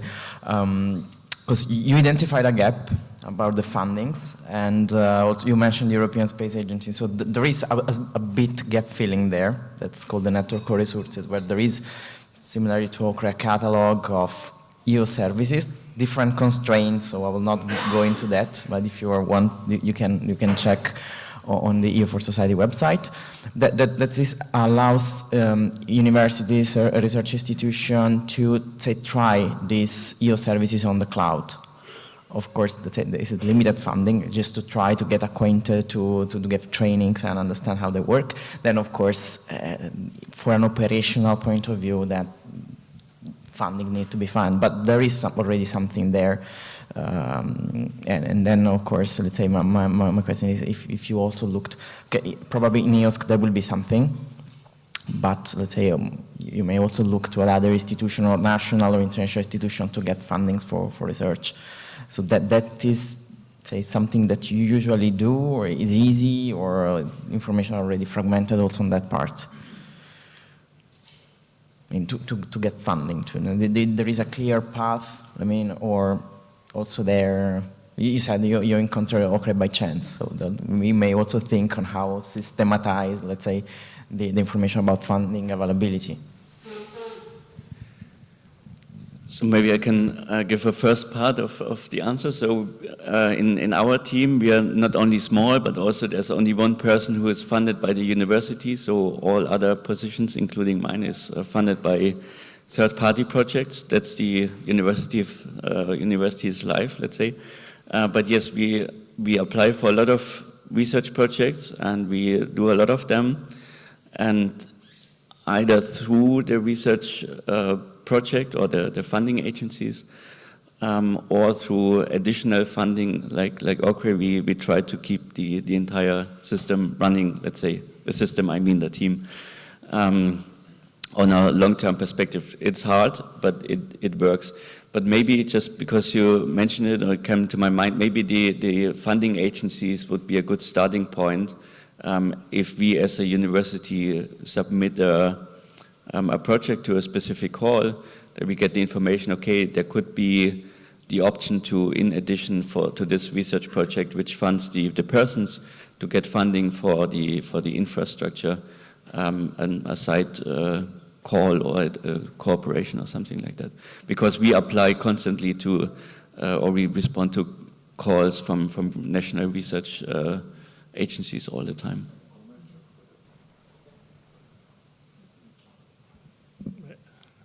I search, my institution search found from national and European fund program for the activity or for possible use of EO service. So it's, it's good. Any last remarks? Because I got a signal from Rob that we have to close down. That's it? That's it? Then I want to thank you. And thank you.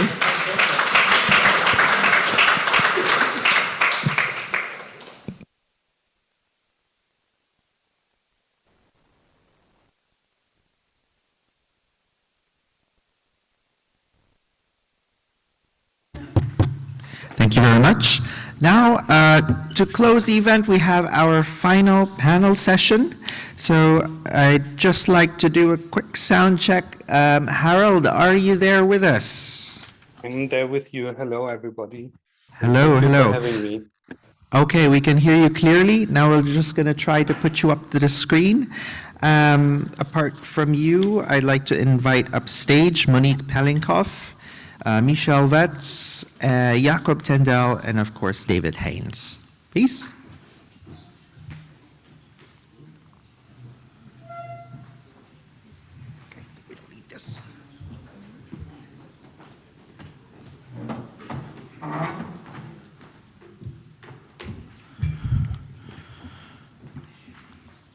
Okay, so just before we start, just a quick round table. I'll ask you to introduce yourselves one by one. Perhaps we can start with you, Harold. Tell us a little bit about yourself and your organization. Yes, so I'm Harald Wagener. I work for the Center for Digital Health at the Berlin Institute of Health, which is part of the Charité University Clinic Berlin. And yes, I need a fold-out business card for that, so apologies.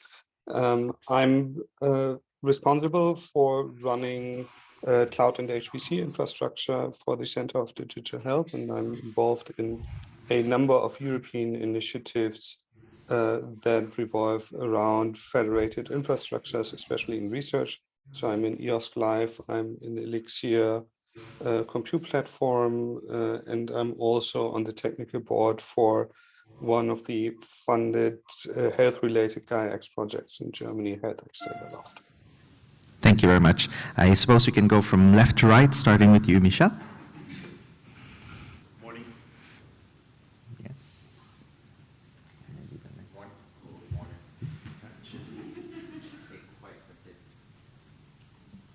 Yes, good morning. So my name is Michel Vetz. I work at SURF, the Dutch NREN. Basically, I have 3 hats on. I lead the public cloud services team. I am responsible for the cloud service deliveries for the OCRE framework. I'm also part of the Semantic procurement team running these mad tenders. Great, thanks. Next. I'm Monique Pellinkhoff. I'm the procurement specialist at Semantic for the OCRE framework and also all these other tenders in cloud. Yeah, so working also together with Michel from SURF. Great. Next. Yes. Great. So we have a second mic now.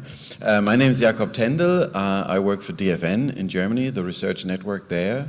And for the past few years, I've been co-responsible for the cloud services at DFN, for the international research community at DFN, but I've also been involved in the Géant community projects and then the OCRE project. And I'll be co-leading the work package on services in the coming Géant project. Good. I really hope that I don't have to introduce myself, actually. No. Yes, we all know you already. Okay, so let's begin. Now, I'd like to know, how important are commercial providers in research? Harold, perhaps tell us about this in your organization. Yeah, I mean, it's a little bit ironic that you ask me this question first, since I'm actually running my own infrastructure. But for example, in EOSC Live and in other things, we absolutely do see a need for commercial research, because institution-specific research infrastructure is not always the best or easiest place for cross-country collaboration, for example, and not every institution has the ability or willingness to build internal IT expertise to enable their researchers, but they still have great researchers that need access to infrastructure. And commercial offerings have at least a role of complementing this, or maybe we are complementing them. Depends on the point of view, I guess. And on the other hand, I think it's also super important as soon as you think about industry collaborations where you go beyond pure research, where it's often way, way easier to set up a shared research environment between multiple parties that are from different institutions, from industry, from pharma or whatever. So there are lots of opportunities where commercial cloud services can deliver way easier than we can. Okay. And for you, David, you've had extensive experience in this community, especially also in OCRE and GÉANT. What are your views on the importance of commercial providers in research? So I think it's really important to realize that the rate of innovation is probably based on the event of cloud services, and cloud services enable startups, SMEs to grow really quickly. There's a lot of competition, obviously, in the commercial sector that drives innovation. Research actually drives innovation, obviously, and innovation drives research. So I think the commercial providers and the researchers have a relationship that cannot be denied. An observation I've made, and I've actually been stunned by the research projects presenting, and I actually realize what a dummy I am. But what's come up a few times is the funding, and what's worked really well on OCRE is having the commercial companies be very proactive in engaging with researchers, developing relationships with the research institutes. I know how much the commercial suppliers love the OCRE team, but I do think that the commercial suppliers need to be a lot more proactive. I think it will help us identify funding once those partnerships are in place and this research is taking place. And I think, harness your local national research and education network where you can, but understand that, we really do need that proactivity from the market. We need those use cases. We need the development of research-focused technologies and solutions, and we really need a lot of support from the commercial market here. Thank you. Let's move on to the next question. How do research institutions or universities source the resources, so digital services, and how does OCRE help institutions choose the right resources to procure? On the first part, does anyone have any insight or would like to share some of these processes? Well, I've run the procurements, right, with the easy funding, and I think how institutions choose the supplier that they want to work with was based on their minimum requirements and an awarding criteria we called creating the ideal solution for your problem. And this is where they created their ideal solution. And in describing that, kind of describing the framework of that solution, and then suppliers can actually provide it, filling in that framework, right? How they actually would function, creating that ideal solution for the institution. So in the end, the institutions actually chose all the suppliers themselves. I just helped them a bit to show them how they could choose. But in the end, they did choose their own. Yeah. Interesting, and I think there's a certain aspect of local support, especially in the OCRE project. Michel, what was your experience in the Netherlands? So I think we should widen the scope a bit and talk about research and education. I mean, in the Netherlands, we still see about 80% of the volume going through the OCRE framework is education, and about 20% now, and that's growing rapidly, is research. And indeed, I think a lot of faculties have experience with a platform, researchers have experience with a platform, and they build on that. And although in other cases where they don't have the experience yet, how do you create that awareness and create these visibilities? And I think there's a role there for NRENs and for suppliers, and suppliers are taking that role too, to help them identify what are my functional requirements, which solution fits these best. And yes, for researchers who predominantly work with a computer under their desk, it is a steep learning curve, and they must have access to some independent, trusted advisor help on seeing the options and making the right choices, or helping them making the right choices. Because I believe in the end of the day, it should be the researchers themselves who say which platform or which solution they feel most comfortable with. Thank you. Are there any other views, perhaps? Yeah, well, thanks. One of the things we've just heard is that research and education at institutions can really benefit from access to highly integrated, high-performance solutions, software layers built on top of that. And we've heard that the commercial market can play a very valuable role in providing some of these to a quality and ease of use level that is hard to achieve from just within an institution with their local resources.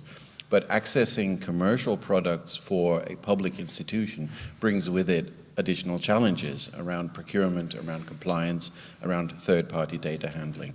And the OCRE framework addresses many of those points and reduces a lot of pain points and points of unclarity for public institutions in terms of engaging with commercial solutions.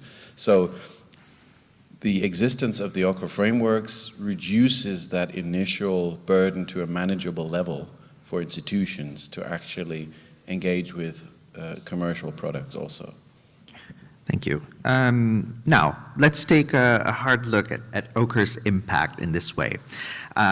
So what would the research community look like if OCRE was not there? Maybe it would be nice to take a sort of before and after. Who'd like to start? Okay, so I actually made some assumptions early on in the OCRE project that what we were going to be doing in OCRE was very much what had been done before in terms of the creation of frameworks and support, but that the adoption funding would be driving adoption in areas of research and regionally in Europe where these services weren't already being consumed.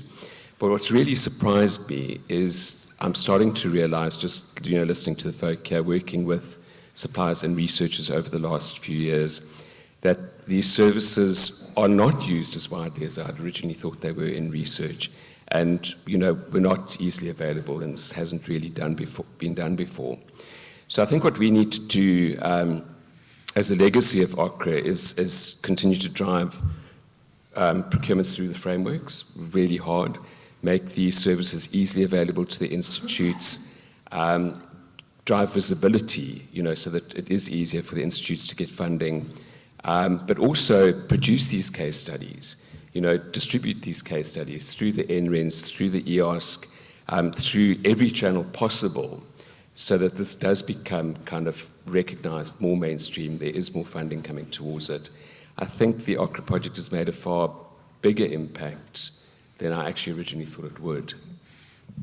to support that. I think it's been very important for SURF. It's been very important for Dutch research and education institutions. Over 96% of our members use cloud services through the OCRE framework. That is a huge number, and like Jacob's saying, we're in the removing the barrier business, helping institutions see the choice and removing whatever obstacle is in their path. And it's been really, really important in the Netherlands, and a lot of research projects which we saw today and yesterday simply couldn't have been done using the computer under their desk. So these cloud services create an additional layer of flexibility and services and functions which a lot of research otherwise wouldn't have access to. So it enables new research, and that I'm really proud of to be part of, together with suppliers, and each of them got a skin in the game. We're all working together well, and the institution and the researchers. And yes, there are still a lot of obstacles and a lot of how to reach the researchers and how to inform them best. But it's been very important in the Netherlands, the OCRE framework. Thank you. Any other views from the panel? Yeah, I would just like to add that as Michel just laid out, for those institutions that have decided to procure cloud platforms at scale, the OCRE frameworks provide a huge benefit in reducing the burden of doing so. I have to also underline, though, what Dave just said is that I'm humbled and very enthusiastic about the great research we've seen here these last couple of days.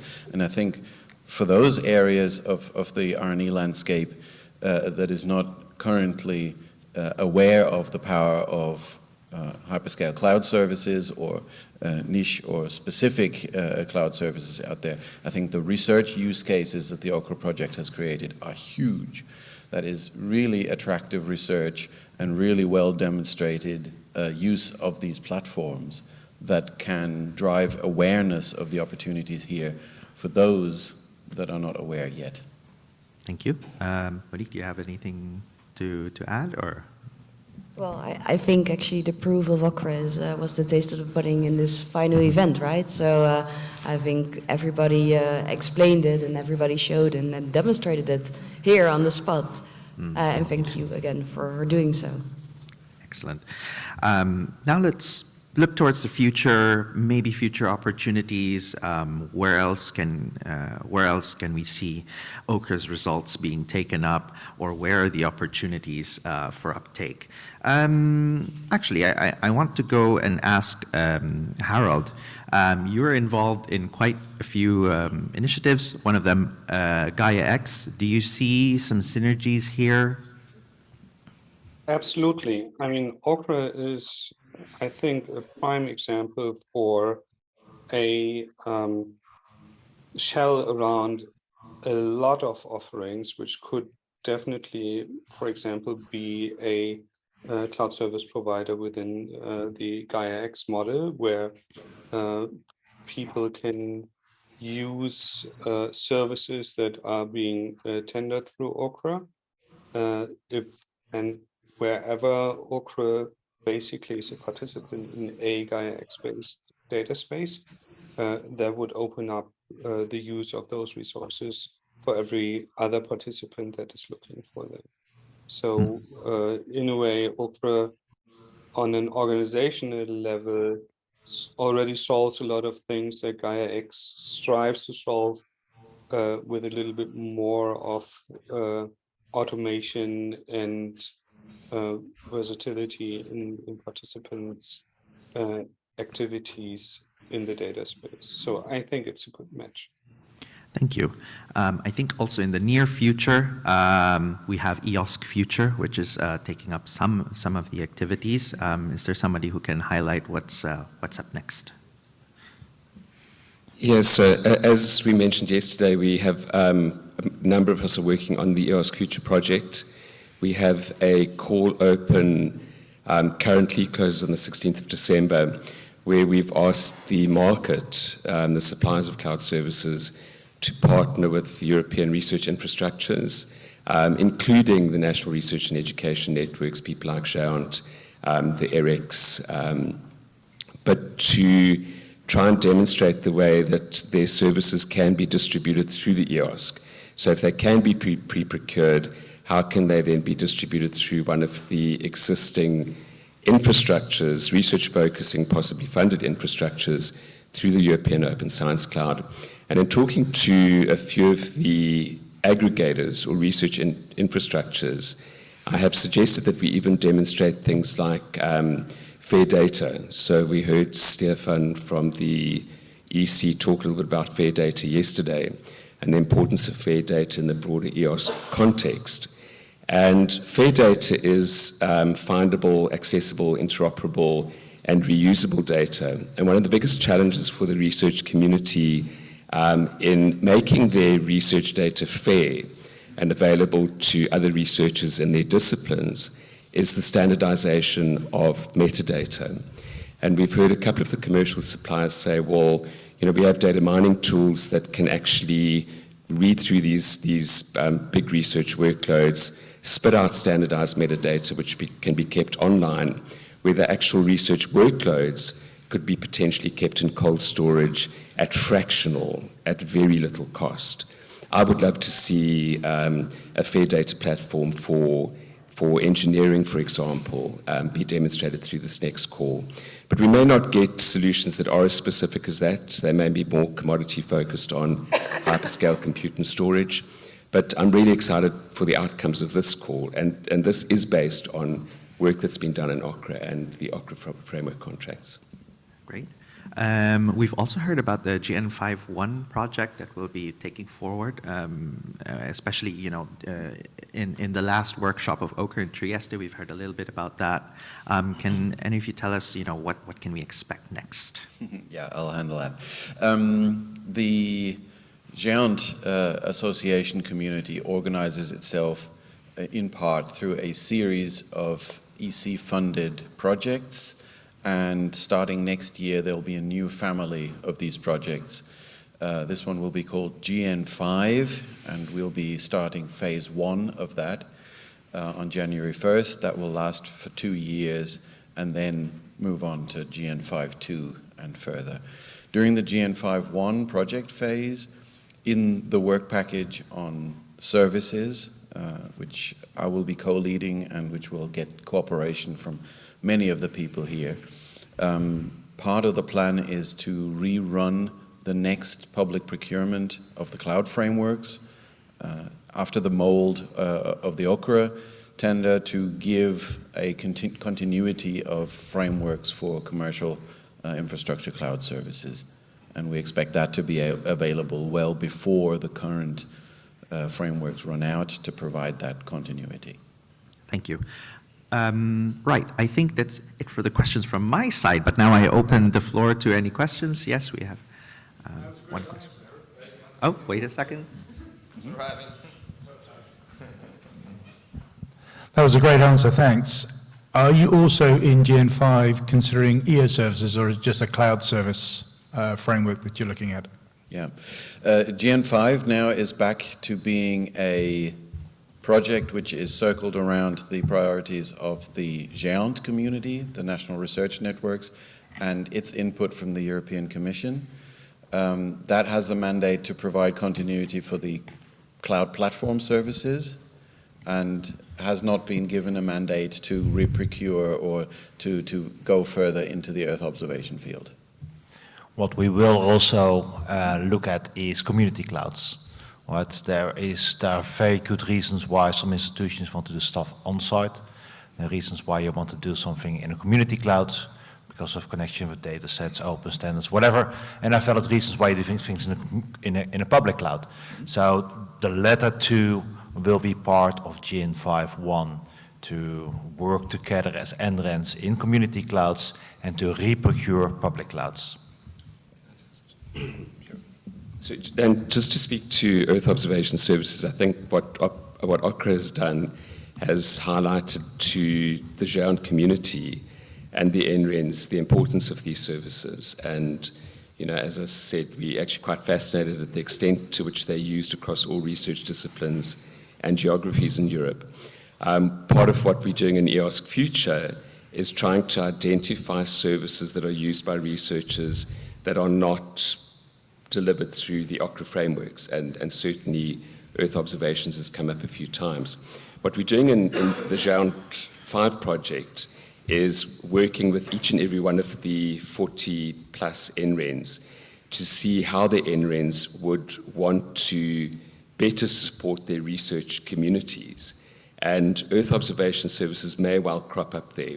Giant has a specific research-focused task, and I think Earth observations is going to become more and more visible. Thank you. Are there any other questions for the panelists? Yes, we have one up front. Let me first start with thanking you for organizing the event and also for the great use cases that we've seen, regardless of the technology and the cloud service that they use. I find it very inspiring, so thank you for that. Then a question in the following context. So assume we are 12 months further down the road. Then we are at the end of 23. What then do you consider as success over the year 23? When is it a good year for you? I think the major deliverables for us for next year are to talk to our community, to the NRENs, about clouds, about their commitment for clouds, about how we convey transparency in the next tender to the position of each of these countries, and to launch that tender. And in the meantime, keep driving the OCRE framework to both research and education. Thank you. Any other views?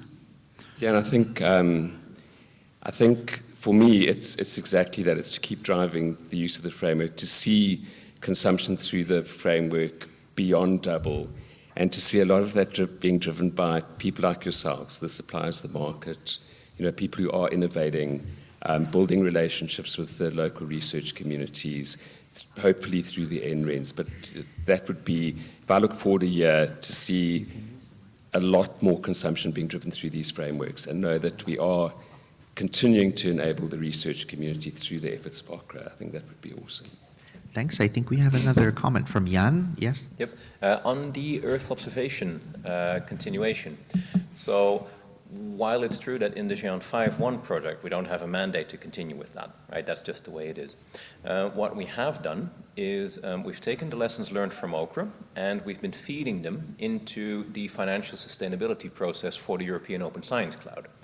And we've introduced the concept there on this notion of having a portfolio of procurement compliant agreements with research relevant service. So we've introduced it there in kind of like the mental model that we're working with. And that's the mental model that's going to be taken to the EC member states and the European Commission to figure out, right, so how are we going to continue to fund that? So if I understand it correctly from Antonio, so for Earth observation activity, there's the network of resources, right? So there is a lot going on. Now, if this notion of a portfolio of commercial services in EOSC is accepted by the member states, by the funders, and by the wider EOSC community, then there is a hook. Whereas an Earth observation community, you can argue, look, we'd like to have the same easy access that we get for infrastructure cloud, we'd like to have that for Earth observation services. And then there is the Giant community that could say, well, such a coincidence, we can actually make that happen. So there is a hook, it's not going to be leveraged next year. The hook still needs some work done and needs to be accepted. But so a couple of years down the line, you could actually articulate that question. And if as an EO community you say, we'd like the thing that the infrastructure cloud people have, then we could make that happen. And that's what we did with the learnings from OCRE. Thank you. I think that's all the time we have. Please give a round of applause for our panelists. Thank you.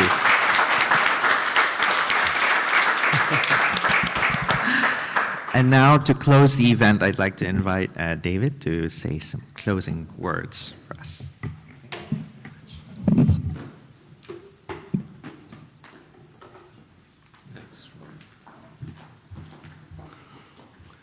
Right, so I think just left to say a big thank you to Rob and the OCRE Comms team for organizing the event.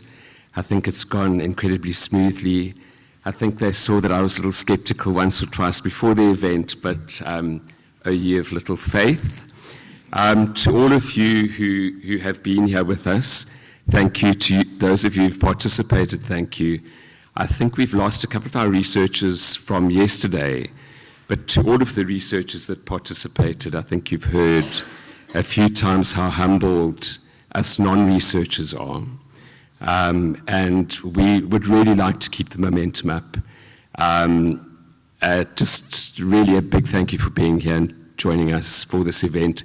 A number of people have actually said what a great event it's been, in that there's a diverse group of people here, but who are all motivated and excited by the same thing. And I think that actually makes me feel really good, makes the OCRE team feel very good. And yeah, just a big thank you to everyone. And there I am. But yeah, thank you everybody. Is Rob, anything else? Yes, so please join us up front because we'll take a family photo. So, and if you have your Jean cap on, your OCRE cap on, all the better. Yes. Leanne.